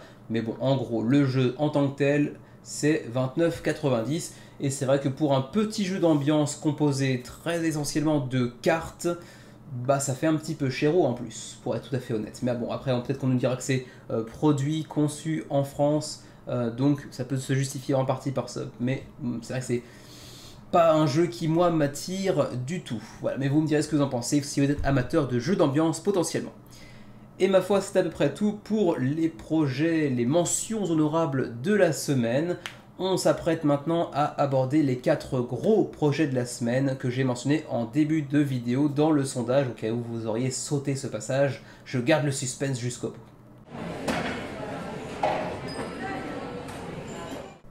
Allez, on entre désormais dans notre deuxième et dernière partie du menu crowdfunding, à savoir les gros projets de la semaine. Ils sont au nombre de 4 cette semaine, à commencer par celui que vous avez choisi, que vous avez élu comme étant le jeu le plus attendu de la semaine de la communauté des ludovores. Il s'agit de Uluk, à ma plus grande surprise, je dois l'avouer. Je m'attendais à ce qu'il soit parmi les projets qui intéresseraient peut-être un certain nombre de personnes malgré tout, mais pas à ce qu'ils prennent autant de voix et la première position par la même occasion. C'est un jeu qui nous vient de Pologne et plus précisément de Hexy Studio, qui a pas non plus un, un backlog en anglais, un pédigré extraordinaire non plus, soyons honnêtes. Du côté de chez Kickstarter, ils nous ont pondu quelques jeux comme Heart City qui a dû faire 2 tentatives avant de pouvoir financer avec à peine 500 contributeurs. On a eu aussi Battle Drill avec 2 campagnes différentes mais qui sont exclusivement en gros des dossiers STL pour pouvoir faire des impressions de figurines plutôt jolies, c'est vrai. Et puis au-delà de ça, il y avait un succès assez conséquent, à savoir Star Scrappers, qui était un jeu issu de l'imagination de l'auteur, en fait, simplement de Terraforming Mars. Donc effectivement, rien que par le nom de l'auteur, ça suffisait à attirer beaucoup de monde. Et encore 3000 contributeurs, c'est pas si extraordinaire que ça compte tenu de la popularité de l'auteur de base. Mais du coup, ils nous reviennent avec un nouveau projet, leur 3e vrai jeu à proprement parler. Il y avait aussi Cave In, c'est vrai, mais ça reprenait aussi Star Scrappers, pardon, j'avais du mal. Et donc Uluk qui arrive maintenant à la rentrée de ce début septembre, et qui, vous le voyez, pour l'instant patine un peu dans la semoule, soyons honnêtes. Alors le résultat est loin d'être ridicule, hein, comprenons-nous bien, mais à 14 jours de la fin de la campagne, 312 contributeurs et moins de 23 000 € d'engrangés pour l'instant. Bon, n'y a pas non plus à chier contre une guitare, c'est pas époustouflant en termes de résultats. Et pourtant, c'était un jeu qui était relativement attendu, il y a eu pas mal on a pas mal parlé du jeu, notamment dans la sphère anglophone, j'allais dire francophone mais pas du tout, dans la sphère anglophone. Et pourtant, vous voyez, il y a assez peu de taux de conversion entre l'attente et le nombre de backers véritables. Pourtant, c'est un jeu qui est relativement intéressant, relativement facile à sortir puisqu'il dure à peine 60 minutes pour 1 à 4 joueurs, donc avec un petit mode solo pour ceux qui s'y intéressent, et on est de plus en plus nombreux à être dans ce cas. Pour 12 ans et plus, c'est un jeu qui reprend pas mal de mécanismes populaires, à savoir en priorité le worker placement, donc autrement dit le placement d'ouvriers, la pose d'ouvriers, également de la gestion de ressources et du développement de différentes technologies, enfin pas des arbres de technologie, mais ce qui pourrait s'y apparenter plus ou moins. Le tout avec une direction artistique plutôt charmante, la boîte est vraiment très jolie. Le matériel lui-même est plutôt pas mal, même si comparativement à ce qu'on pourrait s'attendre quand on regarde simplement la boîte, C'est pas extraordinairement fourni, mais tout est plutôt joliment réalisé. Les meeples ont le screen print, donc l'impression sur les meeples d'entrée de jeu, sans passer par les stretch goals, et sont très bien réalisés, c'est plutôt très joli. Ça peut évoquer rapidement des meeples un petit peu à la façon de Everdell, c'est plutôt très joli. Ensuite, on a des petits totems qui sont disponibles en version carton standy, mais qui seront aussi disponibles en version miniature, que vous pouvez voir ici d'ailleurs, qui sont plutôt très joliment réalisées, même si elles ne sont pas très nombreuses. Ensuite, on a des petites ressources dans tous les sens, et extraordinairement... et beaucoup de cartes pour aller accompagner le jeu, y compris celles pour le mode solo. Ensuite, vous avez également des plateaux de tribus, puisque chacun d'entre vous va incarner une tribu qui cherchera à satisfaire les dieux et à développer aussi son activité. Et puis enfin, ce tableau central sur lequel on va justement aller envoyer nos différents workers, nos fameux ouvriers, pour effectuer certaines actions et ensuite bénéficier des ressources que l'on a pu récolter pour et faire certaines recettes et ensuite essayer justement de convaincre les dieux de nous donner leur bénédiction, en gros. Sachant qu'au-delà de ça, il y a aussi une dimension assez intéressante de valeur des ressources. Vous pouvez l'entreapercevoir ici. En fonction des ressources que vous allez emmagasiner lors d'un tour, leur rareté va être impactée au tour suivant, et du coup chaque tour va être fortement impacté par le tour précédent en termes d'obtention des ressources. Et ça, c'est plutôt intéressant de ce point de vue-là. Passons directement au niveau de pledge. Vous avez ici le pledge de base à 45 € qui s'accompagne du jeu et des standees, donc pas de miniature dans ce niveau de pledge, 45 €. Ensuite, vous avez un autre pledge qui est un pledge all-in d'entrée de jeu pour 81 € qui s'accompagne au-delà du jeu de base de deux extensions que vous apercevez ici, Ancestral Spirits, donc les esprits ancestraux, et Wrath of the Gods, donc la colère des dieux. Et le tout s'accompagnera également des miniatures que vous avez pu voir tout à l'heure, des figurines que vous avez pu voir tout à l'heure, qui seront gratuites via ce pledge all-in. Donc autrement dit, 18 $ d'économie, puisque les miniatures vous coûteront en add-on, justement, vous le voyez ici, 18 €. Alors bon, 18 € pour 6 miniatures, vous l'aurez compris, ça fait quand même 3 € la petite miniature. C'est un petit peu chéro. Bon, certes, elles sont toutes en moule unique, en exemplaire unique, mais 18 € ça fait un petit peu cher pour le nombre. Ensuite, les extensions, vous pouvez les prendre aussi à l'unité en add-on si ça vous chante, 16 € les deux. Enfin, 16 € l'unité, mais 16 € pour chacune d'entre elles en tout cas. Donc Wrath of the Gods et Ancestral Spirits qui viennent enrichir encore plus le gameplay avec de nouveaux types de cartes qui viennent impacter vos parties. On en parlera un petit peu plus bas. Ensuite, le how to play, bon, on a déjà parlé un petit peu brièvement des différents mécanismes. Vous allez donc envoyer vos différents ouvriers sur différents emplacements pour aller récolter différentes ressources que vous pourrez ensuite utiliser comme ingrédients pour aller cuisiner de bons petits plats susceptibles de séduire les dieux. Ensuite, vous allez devoir effectuer un ajustement sur les valeurs de telle et telle ressource, sur leur rareté pour les prochains tours. Donc c'est un écosystème qui va s'adapter à vos actions du tour précédent pour le tour à venir, ce qui est plutôt intéressant. Et puis également, vous aurez à cœur de construire certains monuments à l'honneur des dieux pour bénéficier de certaines de leurs faveurs. Ensuite, on pourra aussi, il y a des cartes, essayer d'aller développer de nouvelles inventions pour pouvoir obtenir plus facilement ou en plus grande quantité les fameux ingrédients dont vous aurez besoin pour concocter de bons petits plats pour les dieux.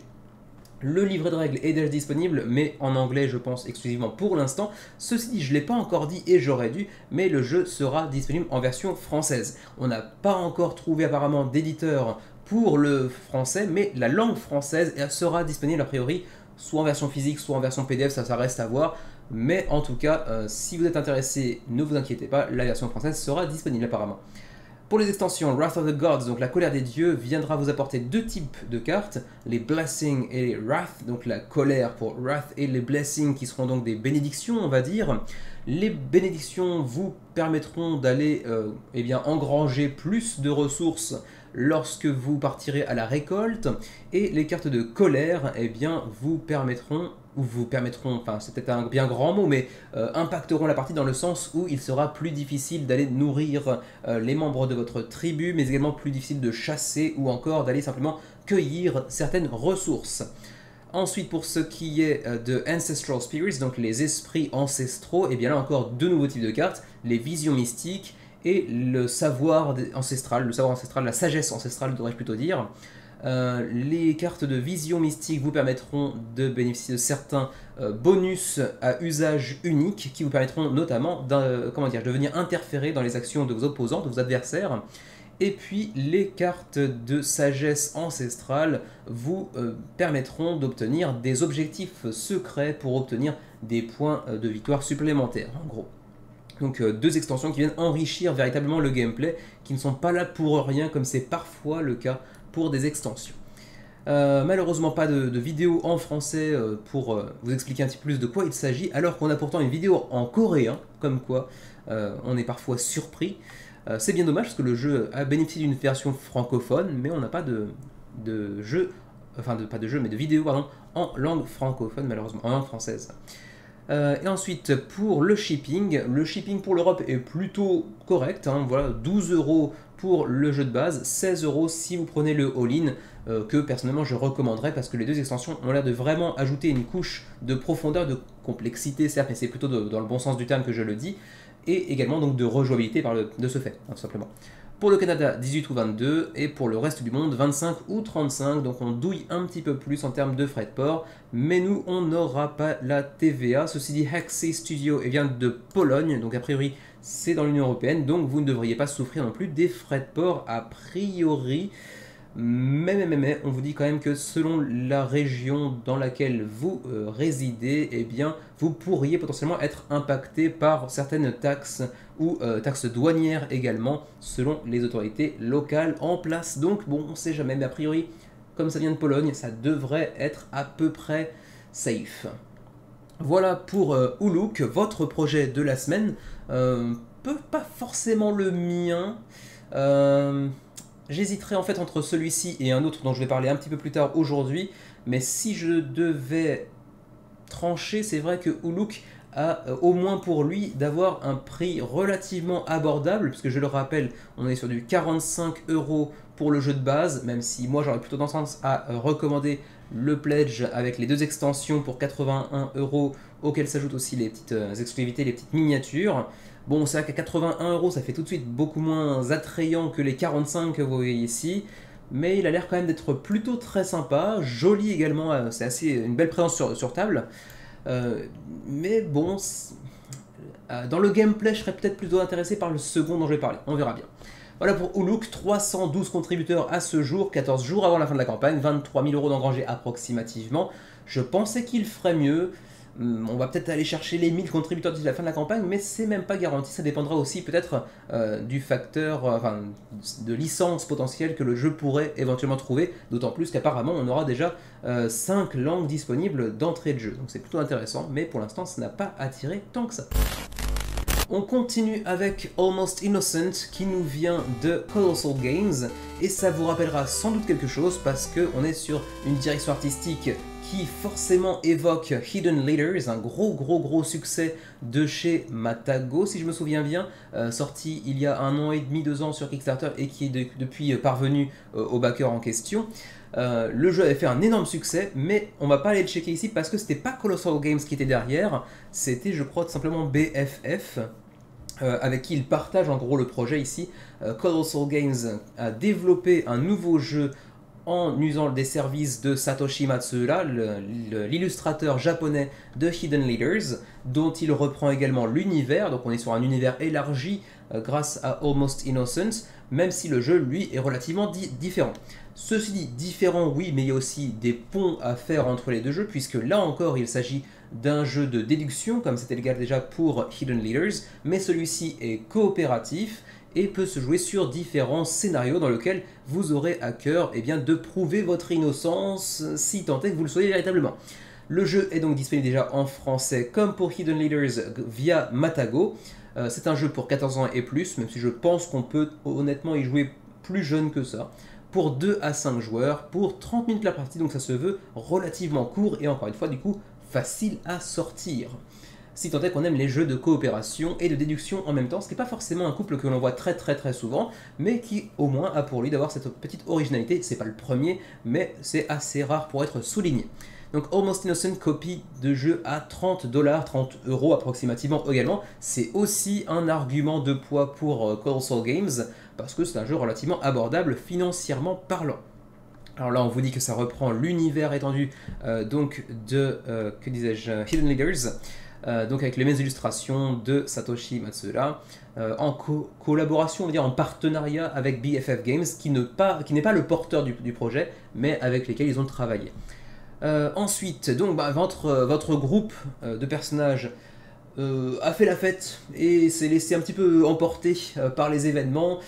Et certains ont accompli certaines mésactions pas forcément très réjouissantes, et donc ils ont été accusés, et maintenant il va falloir prouver qu'ils sont innocents, en tout cas s'ils le peuvent véritablement. Pour ce qui est du gameplay, je vous l'ai dit tout à l'heure, c'est un jeu coopératif avec une histoire qui va progresser au fur de différents scénarios, ou scénarii, vous mettez ça au pluriel comme vous voulez, et vous devrez donc travailler ensemble afin de pouvoir prouver les uns les autres votre innocence, si tant est que vous le soyez véritablement. Et donc il y aura pour chaque scénario une solution unique en fonction de la configuration en place, des joueurs autour de la table, etc. Vous devrez choisir les bonnes questions pour que vos partenaires puissent vous donner des indices suffisamment conséquents pour que vous puissiez prouver votre innocence. Et puis vous devrez naviguer à travers différents chapitres de cette histoire qui n'est pas pour autant un jeu Legacy, entendons-nous bien.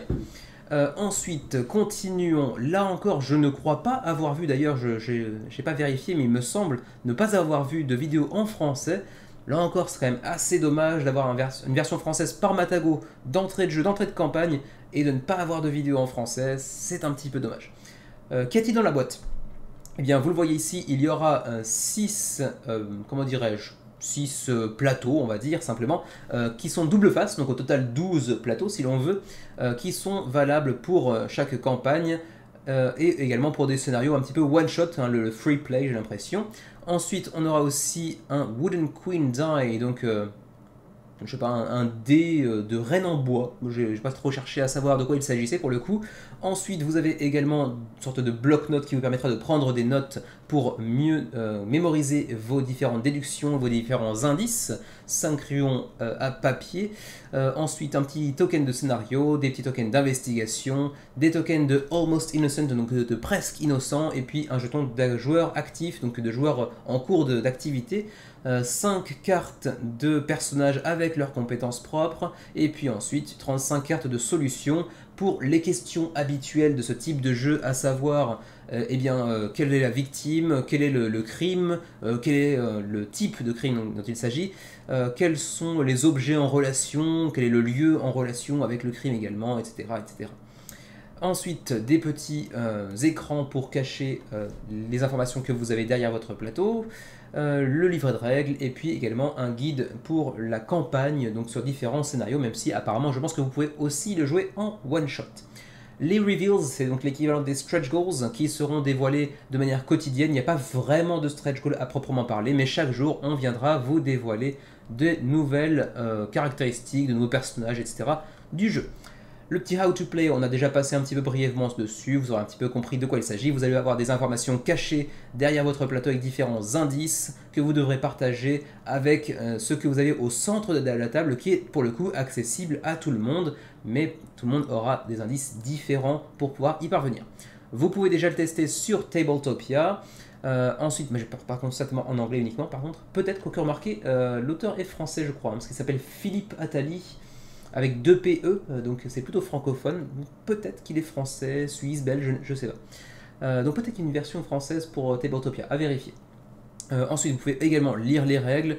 Là, je pense qu'on n'a qu'un seul lien, je vais quand même cliquer par curiosité, mais je pense qu'on sera sur de l'anglais uniquement. A priori, c'est le cas. Alors, ce n'est pas mis en page comme dans la version définitive, mais ça devrait faire le job en l'état. Ensuite, passons directement au niveau de pledge. Il y en a deux, c'est assez simple. L'un pour les magasins, donc ça devrait théoriquement pas vous intéresser, et un autre pour le pledge de base, hein, donc le jeu de base à 30 $, ce qui est relativement intéressant. Et vous verrez que pour la France, le Belgique, le Benelux dans son ensemble, les frais de port sont pas pétés non plus. Les voici d'ailleurs. Pour le Canada, 15 à 42, mais 42 c'est pour le Group Pledge ou les boutiques. Donc 15 $ pour les frais de port du Canada. Ensuite pour la France, la Belgique, le Luxembourg, on est sur du 12 $. C'est relativement honnête, ça fait un jeu à 42 $. Bon, c'est pas extraordinairement cher, c'est pas non plus complètement bon marché, si l'on peut dire, mais c'est pas mal, on va dire. Ensuite, pour la Suisse, c'est 14, un tout petit peu plus cher. Ensuite, pour nous qui sommes au Japon, par curiosité, c'est 38, donc tout de suite beaucoup moins intéressant pour nous, pour le coup. Merci Colossal Games pour faire les efforts du fret envers l'Asie. Enfin, la Chine, remarquez, ça passe, hein. La Chine et Hong Kong, c'est 6 et 9, c'est encore mieux pour l'Europe. Mais pour nous qui sommes au Japon, à, je crois, 1200 km de plus, on paye beaucoup plus tout à coup. Mais bon, en même temps, le public est assez minime, même si, attendez, Hidden Leaders a fait quand même un très beau résultat du côté du Japon. Mais pour l'instant, il n'y a pas encore apparemment d'éditeur pour le Japon, pour Almost Innocent. Mais si c'était le cas, peut-être que ça pourrait baisser, à voir. Mais bon, ça ne vous intéresse pas forcément de parler de ce qui se passe du côté du Japon de toute façon. Pour la timeline, on devrait théoriquement être livré courant mai pour l'Europe, et ensuite pour le reste du monde, ça dépend un petit peu de la zone dans laquelle vous résidez. Et ma foi, c'est à peu près tout pour Almost Innocent, petit jeu de déduction coopératif qui pourrait éventuellement vous intéresser, vous me direz ce que vous en pensez. En tout cas, on est toujours aussi séduit par les illustrations de Satoshi Matsuura, et oui, je dis on alors que je suis tout seul, qu'allez-vous faire? En attendant, 960 contributeurs à 17 jours de la fin de la campagne, ça se passe pas trop mal, mais on est très loin d'aller chercher l'énormissime succès de Hidden Leaders. On enchaîne sur Kinfire Chronicles Nightfall, qui aurait pu peut-être être mon coup de cœur de la semaine, mais en fait non. Le jeu a l'air vraiment prometteur. Nyx nous a pas mal hypé avec sa vidéo au sujet du jeu. Donc bravo à lui d'ailleurs d'avoir chopé un partenariat avec Kinfire Chronicles, c'est bien joué. J'aurais aimé en faire autant, j'ai pas testé, je pensais pas qu'on pourrait l'avoir, du coup j'ai même pas essayé, et c'est mon grand tort. 1320 contributeurs avec actuellement 172 000 € d'engrangés. 17 jours avant la fin de la campagne, le projet est donc largement financé. On est plutôt sur un très joli score, puisque vous le voyez, Incredible Dream Studios, c'est son premier projet sur Kickstarter. Pour autant, ils ont un sacré pédigré, puisque derrière Kinfire Chronicles Nightfall se trouvent des auteurs de Descent, de Witcher 3, le jeu vidéo, et puis également de Arcane League of Legends, la série animée de Netflix. Pour une fois que Netflix fait un truc original vraiment de qualité, c'était vraiment très bien, Arcane League of Legends. Je ne connais rien du tout au jeu vidéo League of Legends, mais Arcane c'était vraiment très cool, si vous aimez les séries animées toutefois. Mais donc ils sont réunis pour aller concevoir Kinfire Chronicles, donc on part pas non plus sur des no-name, hein, plutôt le contraire d'ailleurs. L'éditeur est complètement nouveau, certes, mais derrière les gens sont plutôt armés d'expérience. La direction artistique, vous le voyez, est plutôt très soignée, c'est plutôt très joli. On est sur un jeu d'aventure un petit peu façon RPG, mais avec des parties beaucoup plus courtes qu'à l'accoutumée. On n'est pas sur un RPG où chaque session de jeu va durer minimum 1h30, 2h, 2h30, mais plutôt, vous le voyez, 45 à 60 minutes, ce qui peut permettre de faire une partie assez rapidement, voire même 2 parties consécutivement, et on reste dans quelque chose de relativement abordable en termes de durée de partie, pour 14 ans et plus, pour 1 à 4 joueurs, donc vous pouvez également y jouer en solo. Bien sûr, vous aurez compris, un RPG, qui dit RPG avec différents personnages, dit asymétrie, dit également coopération. On va chacun jouer ensemble dans le même but, mais avec chacun des, des archétypes différents de personnages, des tanks, des joueurs plus subreptices, des joueurs un peu plus stealth, comme on dit, un peu plus dans la, dans la furtivité, on va dire. Etc., des joueurs qui vont plutôt chercher à guérir d'autres, etc. Vous aurez compris un peu le principe. On est également sur un matos plutôt de qualité, même si pour une fois, et ce n'est pas forcément un point négatif du tout, on est sur des standees plutôt que sur des miniatures, mais standees en acrylique transparent, et ça c'est toujours très appréciable, en tout cas de mon côté. Vous me direz ce que vous en pensez, je serais d'ailleurs assez curieux de savoir ce qu'en pensent les spectateurs de la chaîne. Êtes-vous plutôt miniature ou standees en acrylique? J'avoue que entre les deux, mon cœur balance. Les miniatures sont plutôt très jolies en règle générale, mais si c'est pas peint, généralement c'est tout gris et du coup c'est pas si joli que ça. Les standees en acrylique généralement sont déjà colorés et ça c'est plutôt classe. C'est transparent donc c'est encore plus joli également, mais il y a moins cet aspect un petit peu en relief, donc peut-être un petit peu moins d'immersion potentiellement. Je sais pas, moi j'aurais peut-être tendance à préférer les standees en acrylique bien colorés déjà, plutôt que les miniatures, mais les miniatures ça a vraiment ce wow effect. aussi bien visuellement en termes de toucher. Mais bon, je sais pas, entre les deux, mon cœur balance, disons. Alors donc, Kingfire Chronicles, je le disais, c'est un jeu coopératif à base de campagnes, de scénarios qui vont se dérouler les uns après les autres, avec une influence des précédents sur les suivants, bien évidemment, pour 1 à 4 joueurs, dans lequel vous allez prendre le rôle de Seekers, difficilement traduisible en français, mais donc de chercheurs, on va dire, des aventuriers professionnels qui vont chercher à braver les différents périls du monde d'Atios, et vous serez comment dirais-je, envoyé au-delà des frontières de la cité pour aller lutter contre des forces maléfiques. Vous allez bien évidemment combattre des créatures qui ne le seront pas moins elles aussi, découvrir tout un tas de choses autour de justement cette obscurité qui semble recouvrir le monde petit à petit, et donc aurez-vous ce qui sera nécessaire en termes de compétences, de potentiel, de pouvoir pour sauver le monde de l'obscurité qui s'étend petit à petit. Autre chose assez intéressante, visiblement le jeu contient, comment dirais-je, une sorte de tutoriel évolutif qui fait que vous allez pouvoir le prendre en main très rapidement. Apparemment on nous promet une prise en main en moins de 15 minutes, et ensuite on va ajouter progressivement en complexité, j'imagine en ajoutant plusieurs règles au fur et à mesure des différents scénarios qui s'offrent à vous. Donc de ce point de vue là, c'est super intéressant également. Et au total, vous en aurez pour une vingtaine d'heures de jeu, un petit peu plus potentiellement, de gameplay, pour des parties donc de 40 à 60 minutes de jeu. Alors certains vont me dire, peut-être à raison, en partie en tout cas, que 20 heures de jeu, certes rejouable, on n'est pas sur un legacy destructible, mais vous connaîtrez après une partie le gros de l'histoire, même si vous pourrez prendre des embranchements différents. 20 heures de jeu, certains diront que c'est un petit peu léger pour un RPG, et on ne peut pas vraiment leur donner tort en cela, mais ceci dit, pour des parties d'environ 1 heure, ça veut dire que vous y jouerez, si le jeu vous plaît, ce qui est fort probable si vous aimez ce genre de jeu-là, que vous aurez 20 parties devant vous. 20 parties, c'est loin d'être ridicule, et soyons honnêtes, sur des gros jeux, sur des gros RPG, c'est pas un gros RPG, vous le voyez, 45 à 60 minutes, c'est plutôt léger dans cette gamme-là, mais pour ce qui est des gros RPG que l'on aime tous, est-ce que vous êtes très nombreux à y jouer plus de 20 fois? Pas forcément en réalité. D'autant plus que si vous y jouez 20 fois en l'espace d'une année, peut-être que certes en gardant la trame scénaristique de base que vous connaîtrez, après quelques mois vous pourrez certainement y rejouer une deuxième fois, tout en gardant des embranchements que vous n'aurez pas encore pu explorer, donc il y aura encore un petit peu de nouveauté même si vous connaîtrez le gros de l'histoire. Donc je pense que ça restera appréciable, d'autant plus que vous aurez, vous l'avez vu, différents personnages, donc rien ne vous empêchera d'aller switcher entre les différents personnages. Ici on en a 1, 2, 3, 4, 5, 6 personnages, vous en contrôlerez 4, ce qui vous en restera 2 autres que vous n'aurez pas encore utilisés, plus 2 vous allez aller, comment dirais-je, allez échanger les personnages que vous aurez préalablement utilisés avec d'autres que vous n'avez pas encore utilisés, etc. Il y aurait encore potentiellement un petit peu de nouveauté à aller découvrir dans le jeu. Ensuite, allons en chercher un petit peu plus sur le jeu. Les stretch goals, on passera dessus lorsque ce sera le moment du suivi du mini crowdfunding, bien évidemment. On passe donc au how to play, donc comment jouer. D'abord, vous allez sélectionner une quête. Ensuite, vous allez sélectionner une aventure parmi plusieurs offertes aux joueurs en début de partie.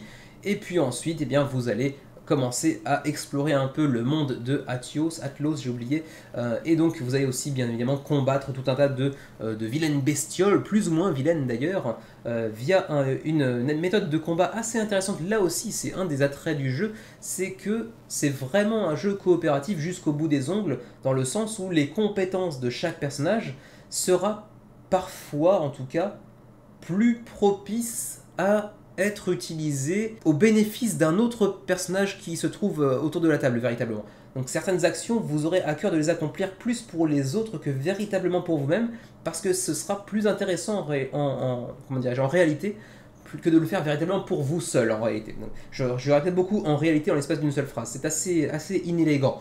Continuons. Vous aurez ensuite une phase d'exploration de la ville, assez classique, on va chercher à acquérir du nouveau matériel pour faire évoluer notre personnage, le rendre plus fort, plus compétent. Et puis, ma foi, ensuite, vous répétez l'affaire plusieurs fois au travers des différents scénarios. Et puis, c'est à peu près tout. Mais en même temps, c'est presque ce qu'on demande à tout bon RPG qui se respecte. Ça respecte les phases habituelles. et ça a l'air d'être plutôt très bien réalisé, et en plus de ça, ça reprend, j'ai l'impression en tout cas, l'habituel livret, je pense, oui c'est ça, un livret avec les spirales que l'on voit ici, où chaque page va être une nouvelle page, cette fois-ci symbolique, métaphorique, de l'aventure qui s'offre à vous. Je parle pas mal dans ce segment de la vidéo. Hein, j'ai des passages où je suis plus fatigué, où je raconte un petit peu de la merde, mais là, je suis pas mal. Je suis pas mal. En termes d'élocution et d'éloquence, je suis pas mal. Je suis content, je suis satisfait de moi-même. Continuons avant de dire n'importe quoi malgré tout. Le gameplay, on en apprend un petit peu plus d'ailleurs sur la vidéo de Nyx, donc seule vidéo francophone à ce jour pour le jeu, mais on va l'apercevoir un peu plus bas. D'abord, passons au niveau de pledge. Vous avez ici le pledge de base. Alors pledge de base, généralement ça veut dire pledge le moins cher, mais vous le voyez c'est déjà assez cher, et c'est là que le bas blesse aussi pour Kinfire Chronicles, c'est que le jeu est malgré tout assez cher, il faut bien l'avouer. 99 € pour le jeu de base, 99 $ plutôt, mais bon, c'est à peu près la même chose à l'heure actuelle. Et pour autant, on vous dit que c'est 50 $ de ristourne par rapport au prix lorsque le jeu atteindra les boutiques. 150 € vraiment pour un jeu qui possède aucune miniature, mais seulement des standees en acrylique. Après, essentiellement des cartes et un livre à spirale, qui est pas si cher que ça à produire. Je veux bien que le prix, le fameux MSRP, c'est ça, le prix de, comment dire, le prix de vente en boutique, soit à 150, mais clairement c'est surtarifé comparativement au prix de production à mon avis. Je vois pas comment le jeu pourrait coûter si cher en production vu le matos qui est présent. Mais pour autant, s'il sort en français via un éditeur français un jour, 150 $, il faudra les sortir quand même. Hein. Ensuite, donc 6 joueurs, enfin 6 players, putain je raconte n'importe quoi, ça commence. Il a fallu que je dise je suis pas mal aujourd'hui pour que ça commence à déraper. Il y aura donc 6 personnages jouables, excusez-moi, plus de 26 cartes, enfin 26 cartes pour l'instant, mais peut-être d'autres en stretch goal, on verra. 15 quêtes différentes avec différents embranchements bien entendu, avec tout un tas de cartes et de, comment dirais-je, d'items qui viendront impacter chacun des embranchements que vous pourrez aller découvrir, donc ce qui veut dire que le jeu est relativement riche malgré le entre guillemets faible nombre de quêtes principales. Ensuite, 2 villes à explorer avec là encore tout un tas de cartes qui seront présentes uniquement dans les villes. Ensuite, on a également 22 booster packs pour aller construire votre deck et également votre personnage apparemment. Donc ça c'est plus intéressant, peut-être un peu plus de, comment dire, de personnification, d'aller chercher un petit peu l'unicité de votre personnage en le faisant évoluer, c'est assez intéressant, pourquoi pas. 246 cartes pour aller customiser votre deck. Et puis encore plus de cartes derrière, des jetons de ressources, des petits marqueurs de, j'imagine peut-être de points de vie, peut-être. 4 custom enemy hit point styles. Ok, c'est les points de dommage, de dégâts, de dommages, de blessures de vos adversaires. Ensuite, il y aura des extras, donc tout ce qui est stretch goals, mais ça on en parlera plus tard. Ensuite, vous avez la Premium Collection, donc la version un petit peu deluxe, si l'on peut dire. Mais vous le voyez, c'est encore plus cher. Et là, il va falloir commencer à hypothéquer la maison, voire même vendre potentiellement un rein ou un gros orteil, parce que là, on est sur du 175 $. Merde! Ah, c'était bien parti, mais là, ça a dérapé. 50 $ de moins que le prix en MSRP, enfin le prix en boutique. Ça veut dire qu'il serait théoriquement à 225 $. Là encore, j'ai du mal à y croire. Et quelle est la différence pour les 75 $ de plus que le jeu de base, 76 $ de plus d'ailleurs, que le jeu de base? Et bien, qu'est-ce que ça vient ajouter? On va le voir, et bien ça ajoute des standees en acrylique pour l'ensemble des ennemis. Alors parce que les acryliques étaient disponibles uniquement pour vos 6 personnages, là désormais ils le seront pour tous les ennemis également, qui jusqu'alors dans la version de base étaient uniquement, comment dirais-je, présentés sous la forme de standees en carton, donc de qualité un petit peu moindre bien évidemment. Ceci dit, c'est pas une upgrade si époustouflante que ça, mais par-dessus ça on va aussi choper 6 tapis de néoprène, un par personnage, vous l'aurez compris. Donc oui, gros ajout matos, effectivement, le néoprène, c'est cher, effectivement, 6 tapis de néoprène, c'est un ajout assez conséquent. Est-ce qu'on peut faire sans? Oui, carrément. Donc, vous me direz ce que vous en pensez. Ensuite, les Fate Tokens, donc les petites ressources qu'on a vues tout à l'heure, étaient en carton, et dans ce pledge, elles seront en métal. Mais vous le voyez, visuellement, bon, c'est un petit peu loin, il faudrait zoomer un petit peu, mais elles n'ont pas l'air d'être extraordinairement jolies non plus, pour être tout à fait honnête. Donc là encore, assez décevant. Et puis ensuite, plus intéressant, plus original, plus rare, on aura aussi une narration audio assurée par Foreteller. Pour le coup, je ne connais pas, mais vraisemblablement une appli ou un site qui vous permet d'écouter la narration faite par des voix professionnelles, des acteurs professionnels, comment dit-on en français, des doubleurs professionnels. Donc ça, c'est vrai qu'en termes d'immersion, c'est quand même bien plus sympa, d'autant plus qu'en plus, derrière, il y aura aussi de la musique de fond qui sera adaptée à l'univers de Kingfire Chronicles. Donc de ce point de vue-là, effectivement, c'est assez intéressant, c'est assez sympa en termes d'immersion. Et c'est finalement l'ajout qui, moi, me semble le plus séduisant parmi les ajouts qu'on a pu voir, même s'ils ne prennent, c'est très sympa. Les acryliques pour tous les ennemis, c'est très sympa, mais les deux sont beaucoup plus dispensables. Bon, vous me direz, la narration audio, c'est dispensable aussi, mais c'est plus sympa, c'est plus immersif, je trouve. Mais le tout pour 76 $ de plus, je suis pas du tout convaincu, surtout quand on me dit que normalement c'est 225 lorsque je atteindra les boutiques. Là, j'y crois pas des masses. Enfin bon, continuons. Ensuite, vous avez une petite présentation des différents personnages, avec ici Roland, le Dwarven Sorcerer, donc le sorcier nain.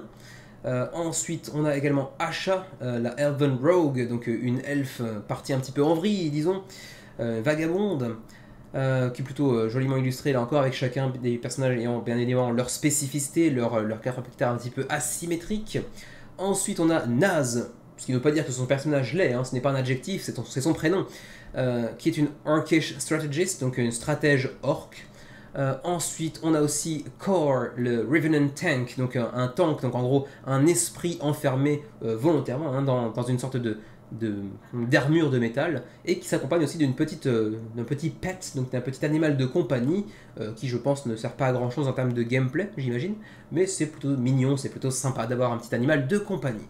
Et donc, typiquement, le tank. Ensuite, on aura aussi Valora, qui est une Human Archer, donc une archère humaine pour le coup, qui viendra bien évidemment vous avantager dans les combats à distance.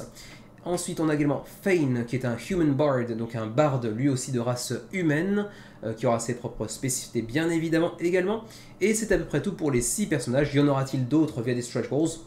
Je ne sais pas encore. Ce qui serait sympa, potentiellement, c'est d'en avoir 8, parce que 6, alors que c'est un jeu pour 4 joueurs, ça veut dire que forcément, si on fait une deuxième campagne, il en faudra forcément 2 qu'on a déjà joué dans le temps. Alors que 8, ça permettrait d'avoir 4 nouveaux personnages vers lesquels s'aventurer.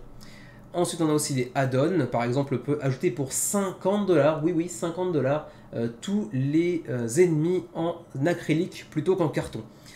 50 $, alors je sais pas le coût de l'acrylique en règle générale, mais ça me paraît très cher. C'est peut-être même presque plus cher que de faire des miniatures au final. Bref, les player mats en néoprène pour 30 $ les 6. C'est pas déconnant, même s'ils sont certainement de plus petite taille que ceux que l'on a l'habitude de voir sur les campagnes Kickstarter.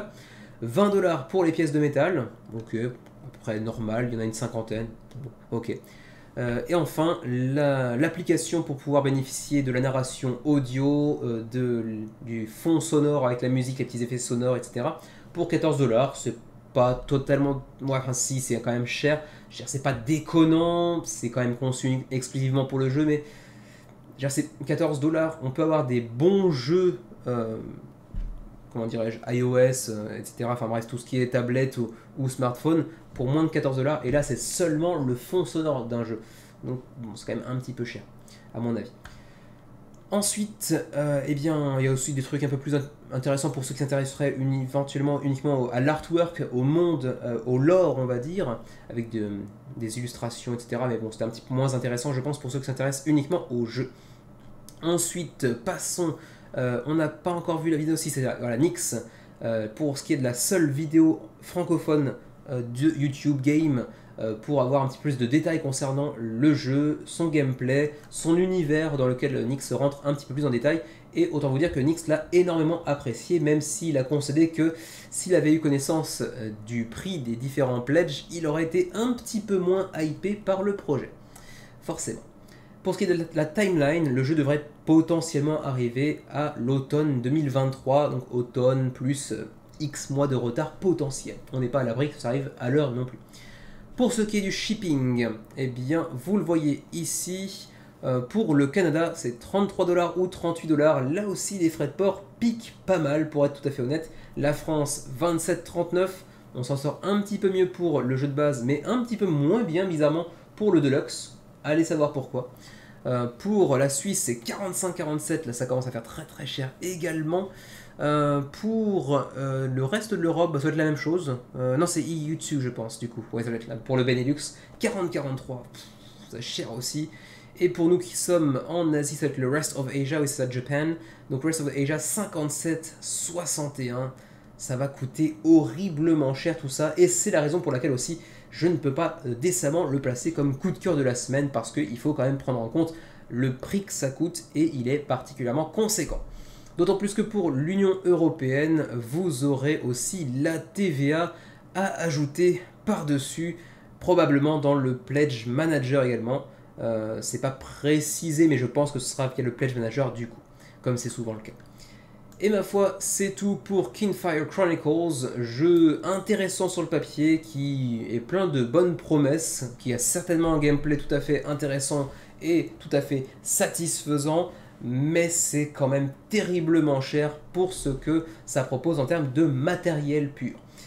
Ceci dit, 1320 contributeurs, c'est plutôt un beau résultat pour un primo-éditeur, même si ils ont quand même un background, un arrière-plan, une expérience assez conséquente.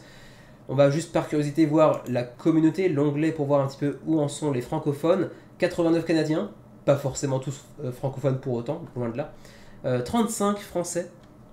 Et oui, les frais de port, l'absence de VF, pour l'instant en tout cas, ça douille quand même pas mal.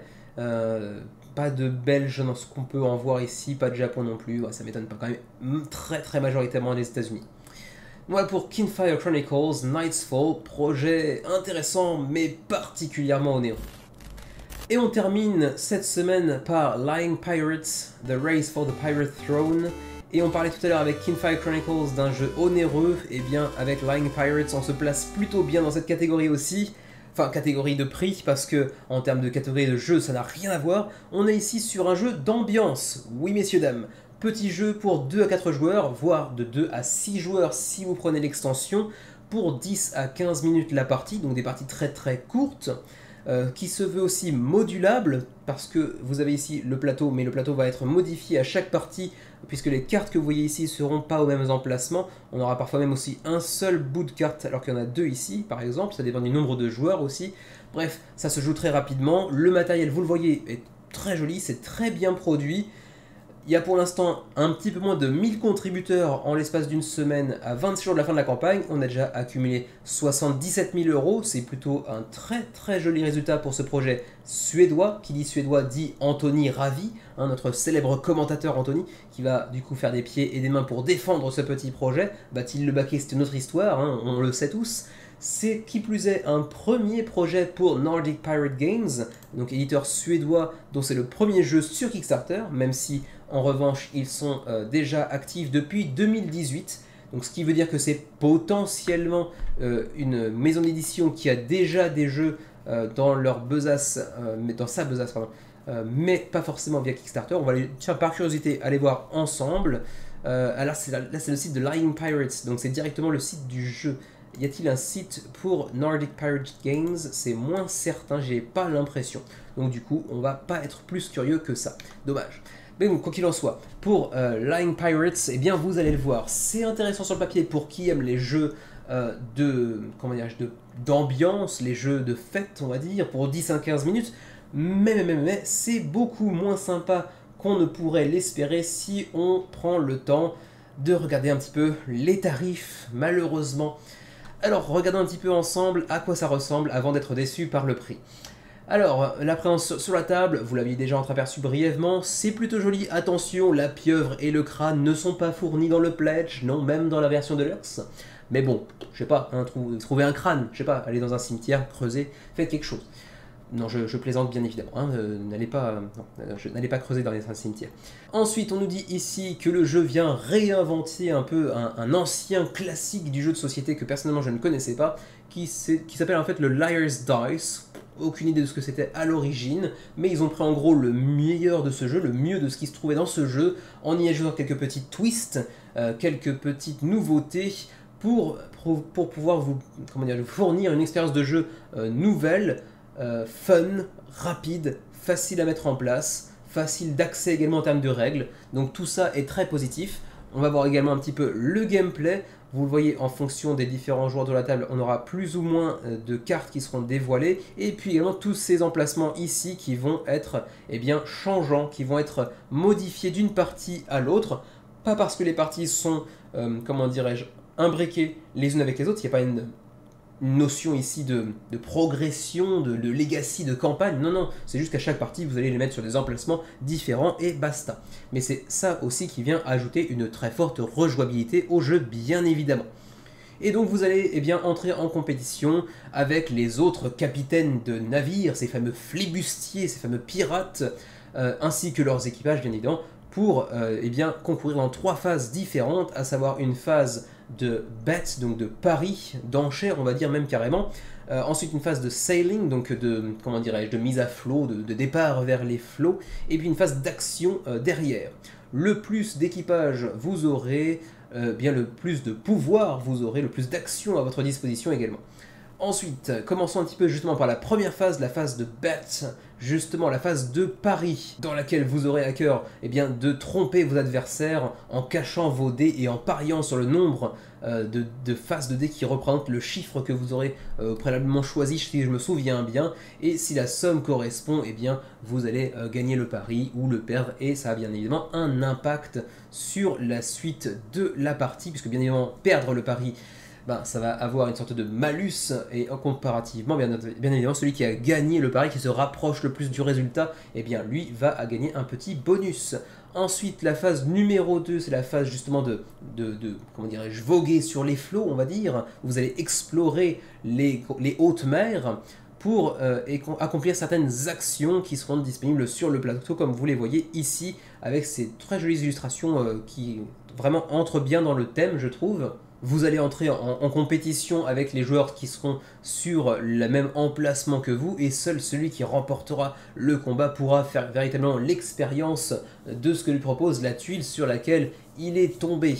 Ensuite, vous avez une phase d'action. Excusez-moi pour cette coupure un peu brutale, j'ai été appelé pour une mission de changement de couche. Voilà, parce que c'est pas très pirate dans le thème, que voulez-vous, mais il faut bien le faire. Quoi qu'il en soit, on passe à la phase numéro 3, la phase d'action, disais-je donc, dans laquelle vous allez pouvoir utiliser une carte d'action qui vous permettra d'aller mettre des bâtons dans les roues de vos adversaires, même si un bateau théoriquement n'a pas de roues. Mais bon, j'ai pas trouvé de meilleures expressions que celle-ci. Quoi qu'il en soit, vous ne pourrez en utiliser qu'une seule par tour, donc il faudra bien la choisir. Et une fois que cette phase est complétée, on repart pour un nouveau tour. Ensuite, à la fin de la partie, vous le voyez, si 2 ou plus d'ailleurs de joueurs finissent durant le même tour, ils vont déclencher la fin de la partie, qui consistera en un combat final chacun pour sa peau, dans lequel chacun des joueurs restants qui auront donc réussi à terminer leur tour lors de la même leur tour du plateau lors du même tour de jeu, ils s'affronteront au dé tout simplement, et le dernier homme ou la dernière femme restant debout à la fin de la partie l'emportera sur ses adversaires. Le livret de règles est déjà téléchargeable en version anglaise, et lorsque la campagne sera terminée, vous pourrez aussi mettre la main dessus en allemand, en espagnol, en italien, en français, cocorico, en hollandais, en roumain même, en russe, ainsi qu'en suédois, qui est la langue d'origine de l'éditeur. Ensuite, continuons, on va voir un petit peu les highlights, comme ils disent ici, là, le focus, la lumière sur certains des composants. On voit que les dés sont plutôt sympas, ils sont l'air d'être custom d'ailleurs. On a aussi un plateau magnétique qui vous permet de coller les 2 parties du plateau central les uns avec les autres. Ensuite, que dis-je, on a également les tiles qui sont également magnétiques, donc les tuiles qui composent l'encerclement, on va dire, de la map centrale. Donc le contour de la map sera composé de tuiles magnétiques là aussi, donc ça ne bougera pas d'inquiétude à ce niveau-là. Donc c'est plutôt deluxe aussi de ce point de vue-là. Ensuite, on aura aussi le player setup, donc en gros, votre matériel en tant que joueur individuel. Vous aurez donc un petit dessous de verre, ou ce qui s'y apparente, Et à gauche, vous avez la version de base, à savoir un petit meeple de bateau, et ensuite quelques dés par support là, hein, bien sûr, un jeton en carton, je pense, ainsi que une sorte de verre qui va recouvrir les dés, et certainement en plastique, j'imagine. Et à droite, vous avez la version Deluxe, avec là encore la même chose au niveau du dessous de verre. Les dés, peut-être un petit peu améliorés, mais là je suis pas convaincu. Une miniature de bateau pour remplacer le meeple, ainsi qu'apparemment le jeton en métal, j'ai l'impression, mais c'est pas écrit, donc je suis pas sûr et certain de mon coup. Ensuite, on a donc les dessous de verre représentant chacun des capitaines, les bateaux justement avec miniature à droite et meeple à gauche. C'était bien du métal, donc je ne m'étais pas trop fourvoyé, ça tombe bien. Ici c'est donc en carton et ici c'est en métal. Ensuite on a ici les dés qui sont plutôt jolis. Ensuite, les dés d'équipage également, relativement classiques là pour le coup.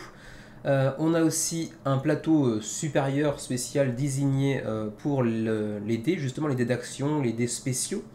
Ensuite, on a toutes ces cartes d'action qui, là encore, vraiment ce teint vraiment âgé, disons, un parchemin un petit peu usagé, qui est plutôt charmant. Ensuite, qu'est-ce qu'on a d'autre encore? La boîte de jeu, simplement, qui est plutôt très jolie également.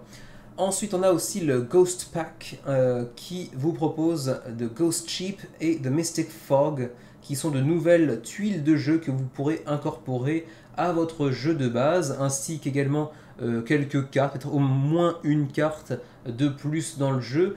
Le tout pour, ici ça donne une carte de tuiles et le fameux dé de fantôme. Le tout pour 10 euros, ça fait quand même cher le petit ajout. À mon avis, un dé, une carte, deux tuiles, même si elles sont magnétiques, certes, ça fait quand même un ajout assez conséquent. Qu'y a-t-il dans la boîte? Et aussi les prix. Le base game, donc le jeu de base, et c'est là que ça commence à faire assez mal parce que c'est quand même un petit jeu d'ambiance sur des parties d'environ 15 minutes. Et là, du coup, se pose la question, êtes-vous prêt à mettre 65 € pour un jeu d'ambiance qui se joue en 15 minutes? Ma réponse est évidemment non. C'est pas ma réponse qui est évidemment non, c'est ma réponse, personnellement, c'est évidemment que non. Voilà, vous prenez ça comme vous voulez. Je tenais à faire la précision, mais je me demande si c'est vraiment très précis quand je l'exprime comme ça. Quoi qu'il en soit, dans la version de base, vous aurez donc les gobelets en plastique, le token de premier joueur, ensuite les petits jetons de ce qui s'apparente à de la monnaie qui seront donc en carton, ensuite les cartes bien évidemment, les tuiles magnétiques, le petit sachet pour aller contenir les différents dés, les dés en question, les dés spéciaux, les dés de combat, les meeples de bateau, les dessous de verre ou ce qui s'y apparente de capitaine pour 4 capitaines. Et ensuite, qu'y a-t-il dans la boîte Deluxe, cette fois-ci, qui est un peu plus conséquente et qui vient cette fois-ci coûter 89 €, donc un surplus assez conséquent en termes de tarifs, mais cette fois-ci avec des gobelets en bambou, plutôt sympatoche, le métal pour le jeton de premier joueur, le métal également pour les pièces, donc de monnaie, 25 pièces de métal. Ensuite, le reste, c'est approximativement la même chose que ce qu'on a eu précédemment, sauf que peut-être qu'il y a du coup un peu plus de tuiles, je sais plus, c'était 24 et 16, oui, donc il y a 8 tuiles supplémentaires, donc ça c'est plutôt intéressant en termes de rejouabilité, de profondeur de jeu. Ensuite, on a la carte de base auquel s'ajoute la expansion map, donc pour pouvoir connecter les deux maps l'une avec l'autre, ce qui là encore n'était pas disponible ici. Vous voyez, on avait juste la base game, donc le jeu de base avec la seule carte que vous voyez ici, mais pas l'extension.